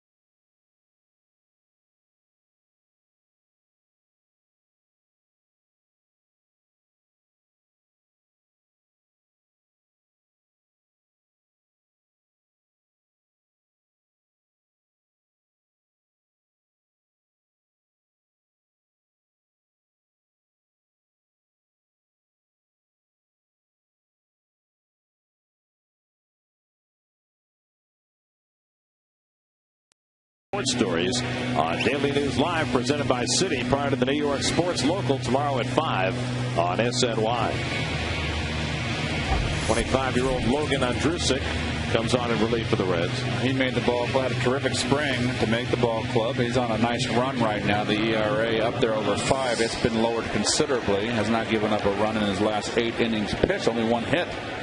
The Reds might have stayed just a tad too long with Matt Maloney, who leaves after 5 2/3, having thrown 107 pitches, and now in a 3-0 hole. Ron Barajas will try and add to that with 2 out and 2 on, as twice fly to right tonight, 0 for 2. And Andrusic throws knee high for a strike.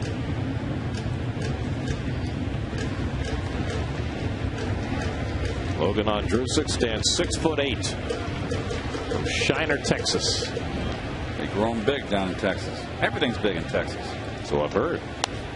Off the end of the bat foul. Another guy who has developed a cutter which has gotten him to the big leagues. A guy who had been struggling in the minors as a starter. They gave him a cutter last year, and all of a sudden he became a prospect. And here he is at the big league level having some success. Ruben Tejada would be next.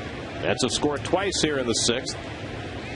And Barajas down on 3 pitches. Nice job by Andrusic to pick up Maloney.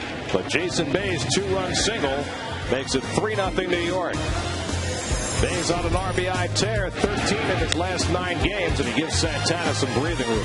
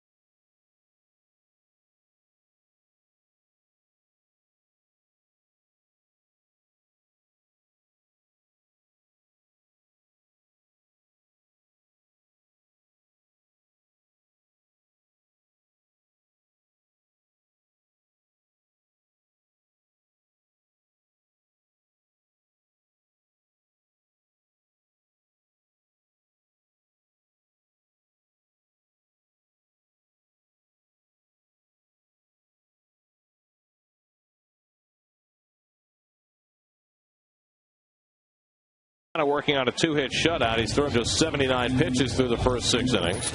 It'll be Jay Bruce, Jonny Gomes, and Drew Stubbs for the high-powered Reds, who have been held in check tonight. And a first pitch changeup for a strike to Bruce, who's flied to center and grounded out to second base. Surprisingly, the Reds have been shut out 7 times this year. You wouldn't think that with all the offense that they present. But Dusty Baker's team sitting in first place in the NL Central. 2 games over the Cardinals as play began today. On the way in Philadelphia, Martin Prado just homered in the top of the 7th inning to put the Braves up on the Phillies 3-2. Jared Jurgens has still allowed only 1 hit in that game. Good cut right there by Bruce.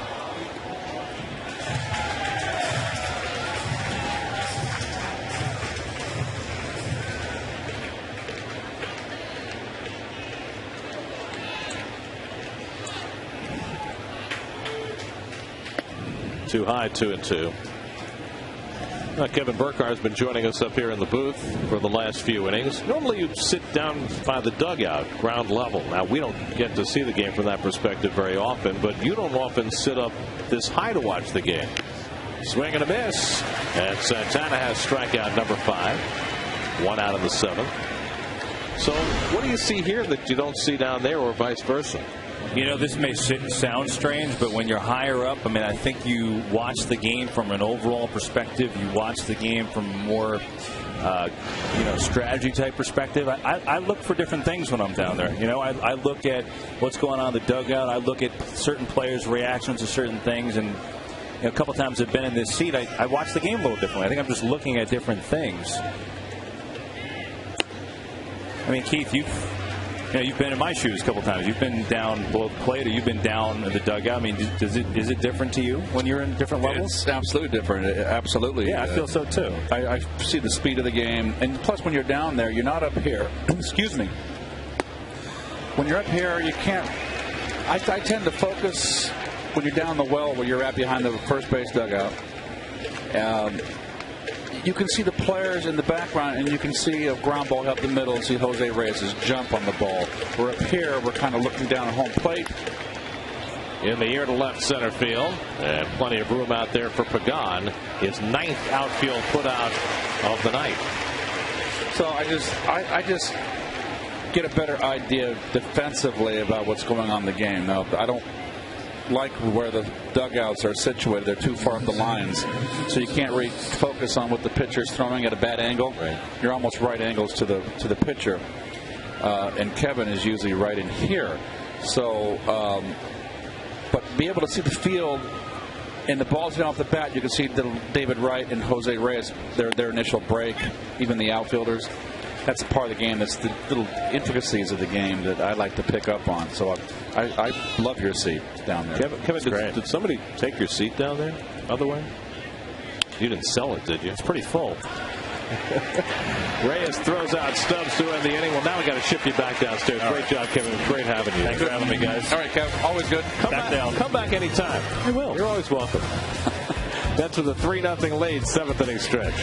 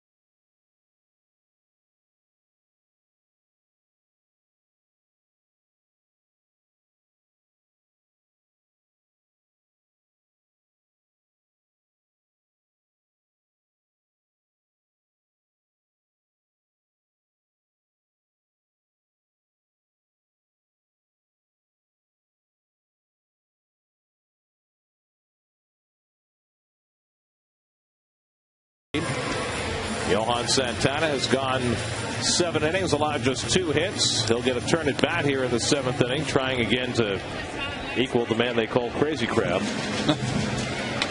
Walt Terrell, the only man to hit 2 home runs in a game. Santana hit his first major league home run in the 3rd. Jason Bay's 2-out, 2-run single in the 6th gave him some breathing room. Now it's 8-9-1 in the order here in the 7th for the Mets. By the way, the Phillies just answered back An RBI triple by Ryan Howard off Jurgens in the bottom of the 7th. 3-3 in that game. Tejada's hit the ball hard today. Lined out to left field his last time up after singling to center in the 3rd. And Ruben takes a strike from the right-hander. The base hit for Tejada in the 3rd snapped an 0 for 16 skid. Mets have had 7 hits tonight. The Red starter Matt Maloney in his first outing of the year for Cincinnati went 5 2/3, allowed 3 runs, 7 hits, a walk that was intentional, and 3 strikeouts, and the home run. The unlikely home run fouled off the leg of Tejada. 1-2. Well, at least Tejada's hitting himself.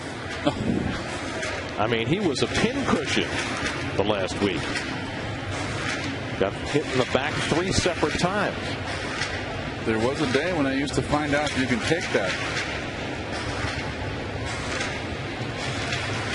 He said it wasn't too bad. He said it was 3 different spots. They get you in the same spot more than once. Well, that can hurt. Andrusik strikes out Tejada, so he's fanned both men that he's faced. 1 out. Well, this is a slider. Not much. Kind of hanging. Swung right through it.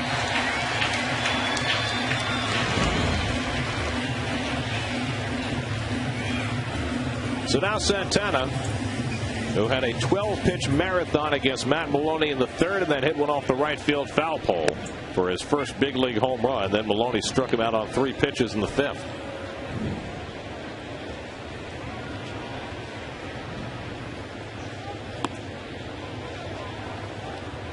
Of course, we'll have to keep an eye out for Santana on Sunday. You know, the only Met pitcher to hit homers in back-to-back starts. It's this one the other way, and on comes Gomes to make the sliding catch. Beautifully done by Jonny Gomes, not known for his glove. That would be Mr. Darling.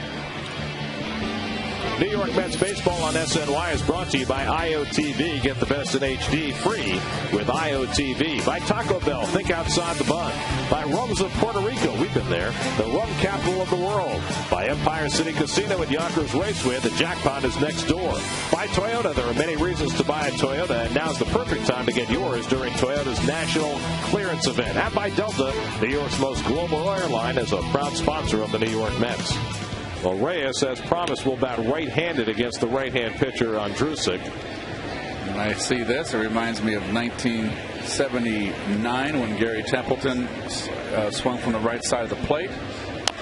But he did it because he was the first player to get 100 hits from both sides of the dish. And Gary was a natural right-hand hitter. And he just killed right-handers. I said, what do you switch hitting for? Well, we've seen Reyes do this before against Mariano Rivera and his cutter. We've seen him do it against knuckleballers as well. When he's going to be able to go back to swinging left-handed, nobody quite knows right now. Might be a day or 2, might be longer. Runs, reaches for one, and Rolen makes the play, gets Reyes by a stride, and Andrusik contributes a 1-2-3 inning for the Reds. We go to the 8th, 3-0 Mets.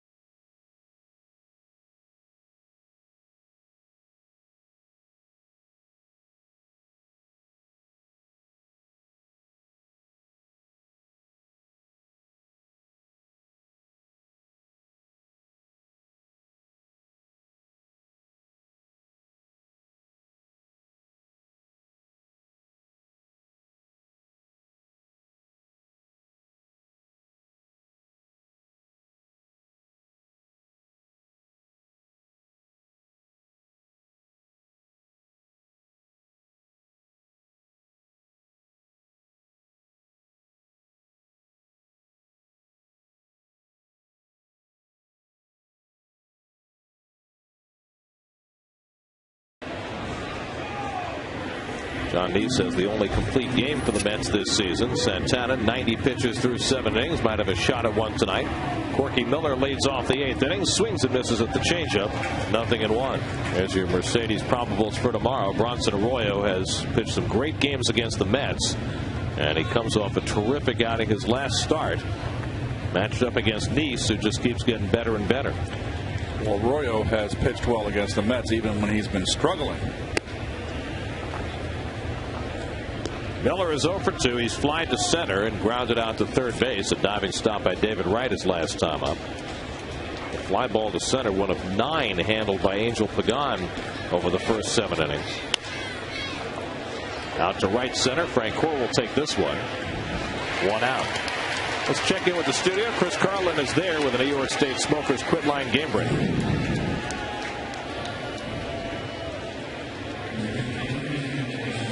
And technical difficulties, so we couldn't get to Carlin in the studio. We'll check in with him momentarily. By the way, the truck is still without AC. They tell us that the equipment is melting down slowly, and you know, it could be flickering at any time. So we're going to try and hold it together. Spit and glue and baling wire. Miguel Cairo pinch hitting. I'm really worried about Schulte down there. He always looks a little frail to me. I'm very worried about him. Bill Bray, the lefty, up in the Cincinnati bullpen.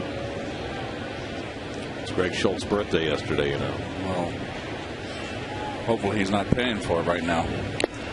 Foul tip. Held by Barajas, 1-1. Some people handle the good times better than others. Cairo, the former Met, pinch hit in the game last night and lined out to left field. Santana has walked 2. He struck out 5, allowed no runs and 2 hits. And doing it against the best offensive club in the league. Cairo slashes one foul, and it's 2-2. No, one of the best pitchers in the game, even though the record is not indicative of it. Santana, 5-5 on the year. You can see the pitch count. Wonder how far. Well, this will be it right here. 8 and K-Rod. 2-2 to Cairo. Popped it up. Back comes Barajas. And just beyond his reach off the screen. Hit right on the top of the screen. There's so little room between home plate and the backstop here at Citi Field. Hit that ball in just about any other major league stadium, it's an out. But it's only 45 feet from home plate to the barrier. Which is great for the fans, not so great for the pitchers.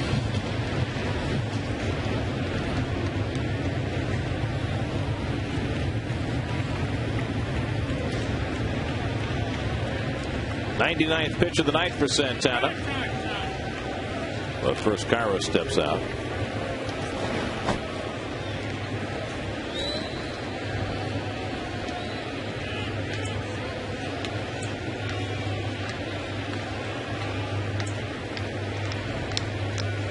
Two.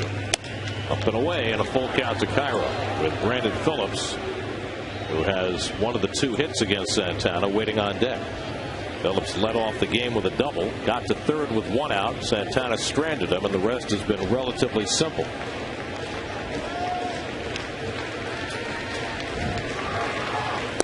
Check swing, it's too high, ball 4, and Cairo's aboard. Third walk given up by Johan.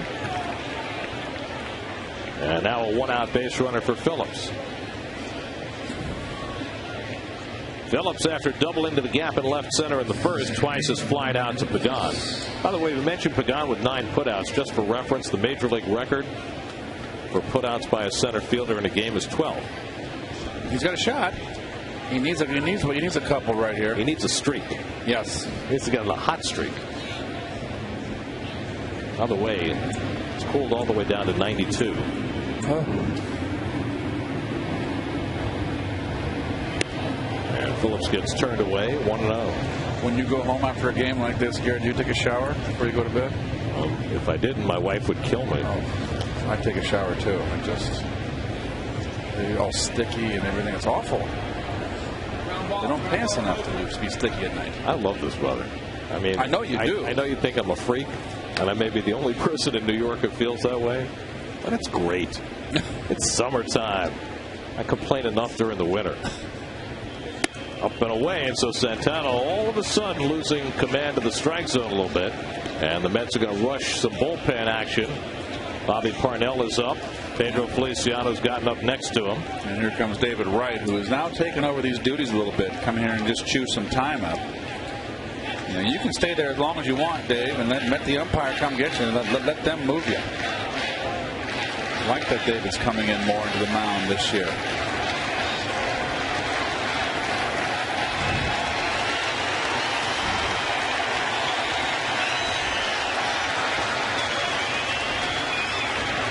Two and 0 to Brandon Phillips. Fly ball right field. Francoeur eases over. 2 out.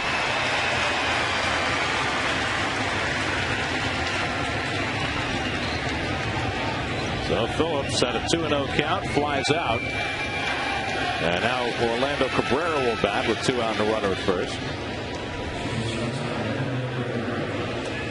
Cabrera has a sacrifice, a fly ball to center, and a single through the hole into left.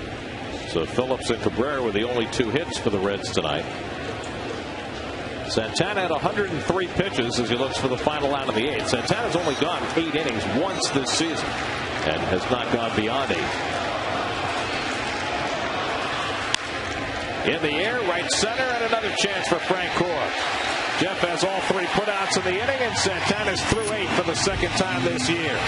Working on a 2-hitter, 3-0 New York.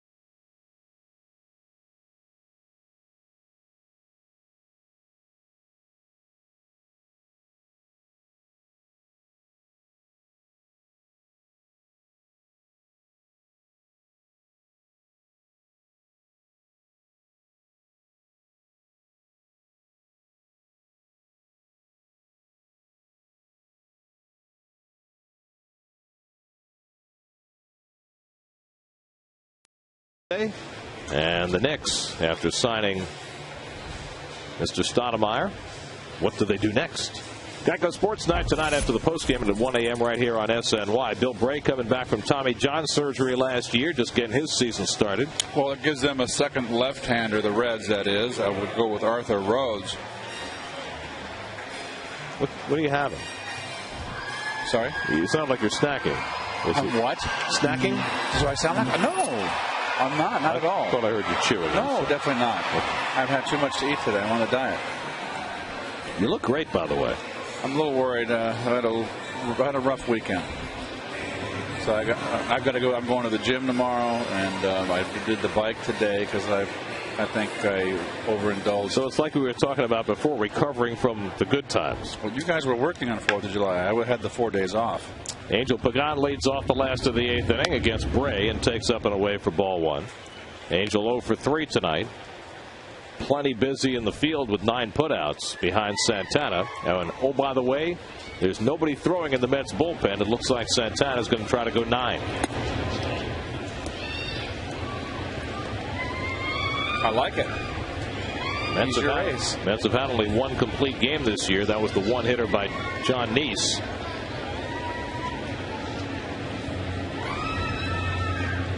Two and 0 to Pagan, and he checks the swing and takes ball 3. Now, Gary, the scoreboard has the 2 green lights on 1st and 3rd in that Atlanta-Philly game in the 8th. Does that mean runners on 1st and 3rd, no outs? That's exactly what it means. So the Braves are threatening. Against Jose Contreras, who's on in relief.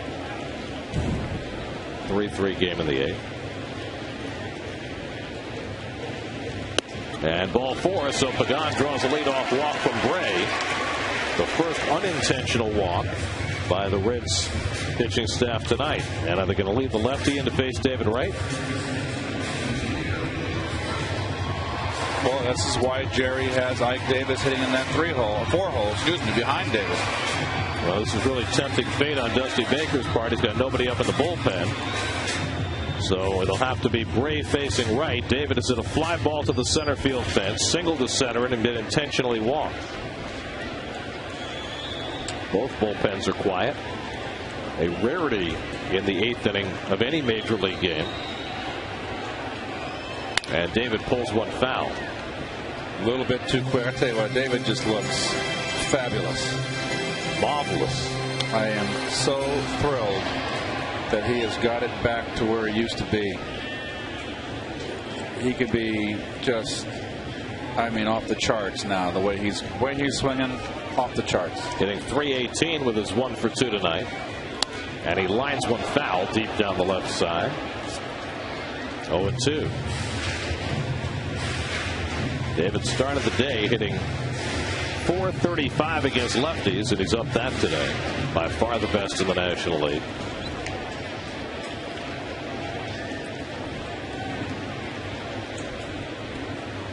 Pagan at first and nobody out. 1-2 to right.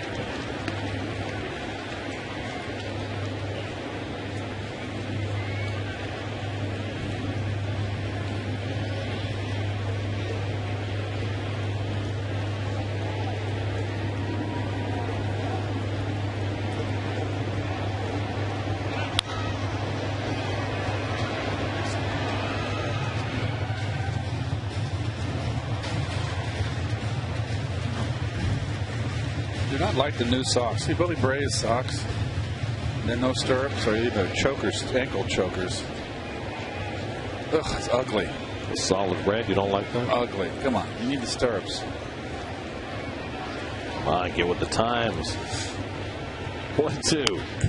It's pulled foul. You looking for stripes on those stirrups? Well, no, they were the red legs. They didn't have the red and white stripes back in the day? I don't remember. They were always solid, I thought. From my time, going back in the 70s. Not as impressive as those Cardinal socks. No, full. Thank you. They even beat the Red Sox stripes. Rick Ankiel pitched for the Cardinals. He used to show off those stripes. Remember that?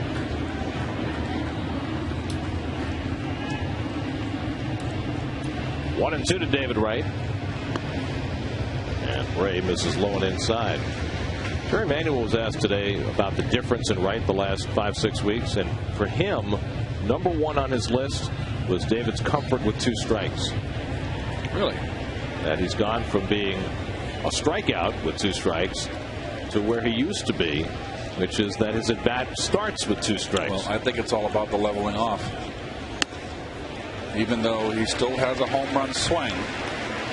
I remember Ralph. When David came out, I remember asking Ralph Kiner who David reminded him of. And Ralph, without skipping a beat, said Joe DiMaggio, which I was stunned. And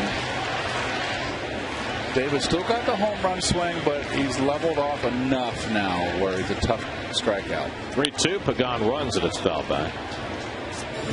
Remember when David first came up and we commented on it all the time, how he seemed to start every at bat 0-2 and then get to 3-2. It was a constant theme. Yes. And that's what he's done in this at bat. That's that was what was so stunning when he got to that big uppercut and became a big strikeout. 9th pitch of the at bat, but first a throw over. Pagan was running on the last pitch. Not much of a move from Bray. Bray, who came up through the Montreal/Washington organization, has had all sorts of arm problems for the Reds the last few years, culminating in Tommy John surgery last year. 3-2. Pagan runs, and David golfs one deep to right. Back goes Bruce near the track to run it down, and Pagan was around second, has to retouch on his way back, and he gets back safely. David Wright hitting it into the Mo zone where fly balls go to die, but nice effort for the first out. Well, David is 1 for 3. Watch Pagan here. That's too much. That's way too much. Just get to second base. Way too much. Very dangerous. So 1 out and 1 on. Now Ike Davis against the lefty. Ike is 0 for 3 tonight. Hit the ball very hard his last time up. Votto made a diving stop, and what ensued was a rather strange 3-6-1 put out. He lofts this one out to left center field. And over goes Gomes to grab it for the second out. So two-way, Pagan back to first. A little easier this time. Let's check in with Chris Carlin for a New York State Smokers Quit Line game break.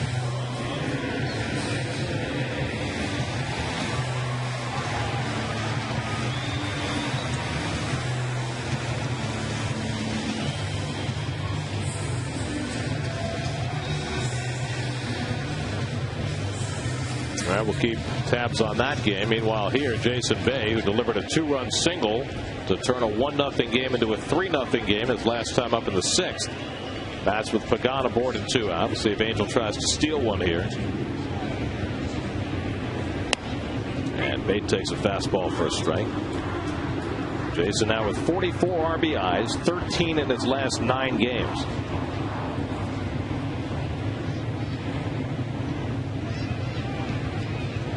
Should be a nice 3 days off for the All-Star break from Jason. Get away from it. Just do your, take a day off, do your running one day, just your stretching every day. Don't even pick up a bat. Just get away from it. Come back fresh and exciting. Like those sideburns? Oh yeah, fresh.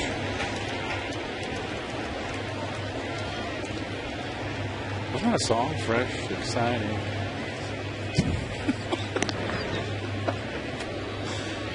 Yes, it was a soul. I can't think of the group. Maybe if you hum a few bars. No, that's enough. Sure is. Cool again. Really? Yes. It was a big hit in the 80s. I like Cool again.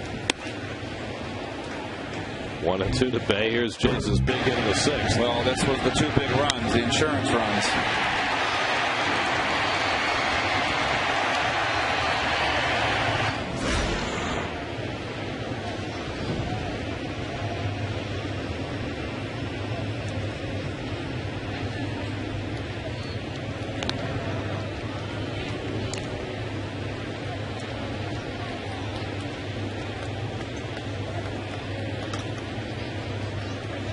Bay against Bray.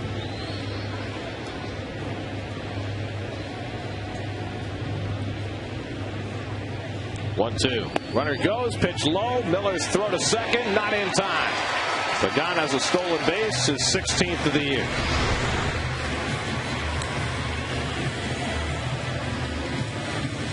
Pretty good. Good jump. Good throw. Everything done properly, but just too big a jump. Too much speed. He's on a pace for 30. How about that? How you take him out of the lineup? By the way, the Heat has just taken our graphics out for the rest of the night. We have no graphics? No graphics. I was hopeful that it would take out our director first. Well, no graphics means Schultz gets the rest of the night off. Bay pops it up in foul ground. Votto and Miller. And Miller makes the grab. Nicely done by Corky Miller right near the barrier to end the inning. A leadoff walk and one left. Johan Santana will take the mound, bidding for a shutout as we go to the ninth.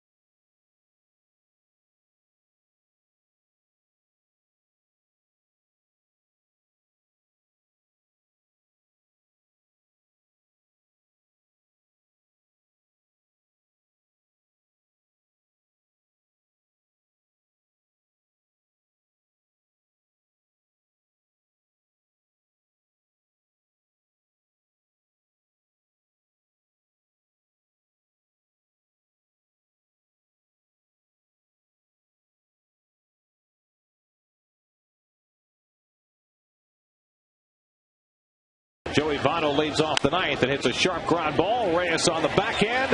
One pitch and one out.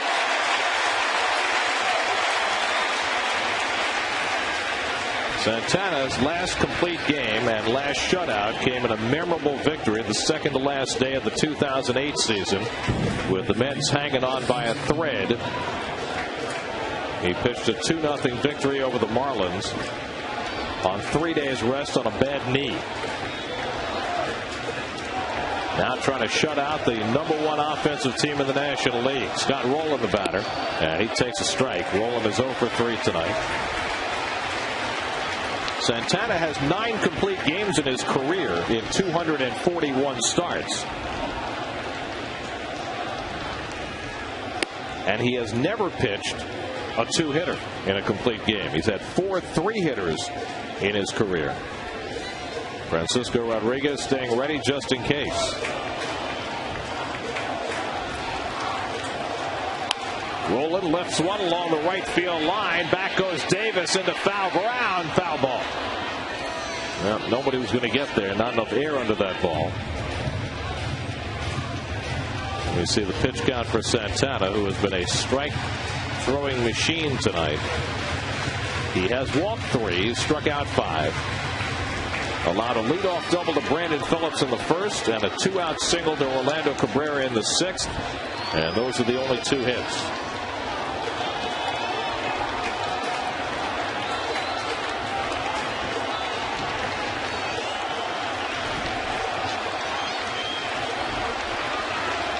One-two.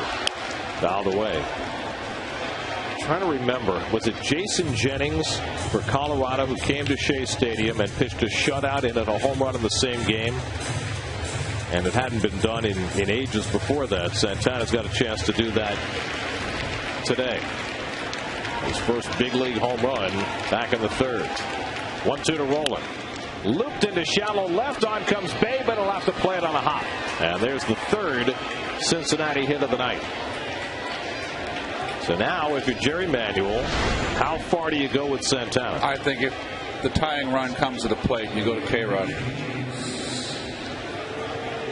Well, Jerry has often managed to the save rule. If you brought in K-Rod right now, it would be a save situation with the tying run on deck. But you got your ace out there throwing great. The only left-hander on the bench for the Reds is Lance Nix, who has already beaten the Mets with a walk-off home run this year. Jay Bruce is 0 for 3.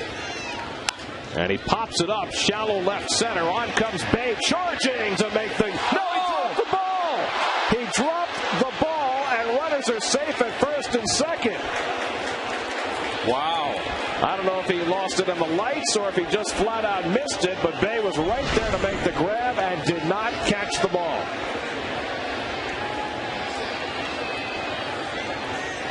He just missed it. Wow. A stunning error for Jason Bay, normally incredibly sure-handed. It's going to be the end of the line for Santana, with the right-hand hitters coming up. The error by Bay is going to mark the close of Santana's night after a season-high 8 1/3 innings. Well, I agree with this. Are you going to leave him in? Or not. One angry look from Santana, and Manuel turns on his heel and goes back. I think it's show me something. Come on. Show me something. Let's check it out.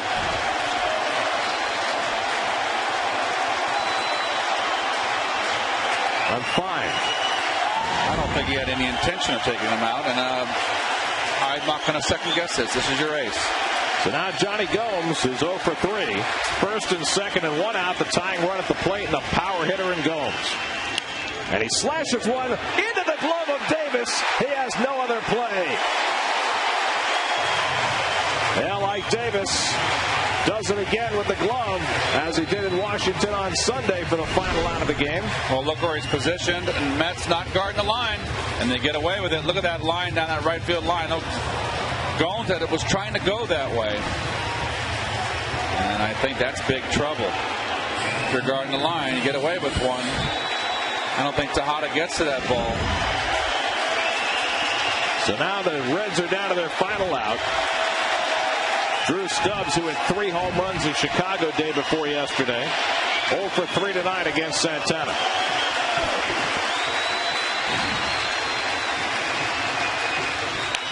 Ground ball, grabbed by Wright, and the ball game is over. Santana perseveres and hangs on for a 3-hit shutout. 7th career shutout for Santana, and the first one that has featured a Santana home run as well. Well, I wonder what Jerry's playing a little philosophy here. Saying, okay, this is what I'm going to would like to get from my ace. This is uplifting, especially in today's game where you don't see that. Where you give the flag to someone that's going to every 5th day. I like the idea. Excellent job. He had great stuff today. Well, Jerry went to the mound, left him in, and it took Santana just 2 more pitches to get the final 2 outs with some help from Ike Davis, making the diving catch on the Gomes line drive. And Santana completes what he starts.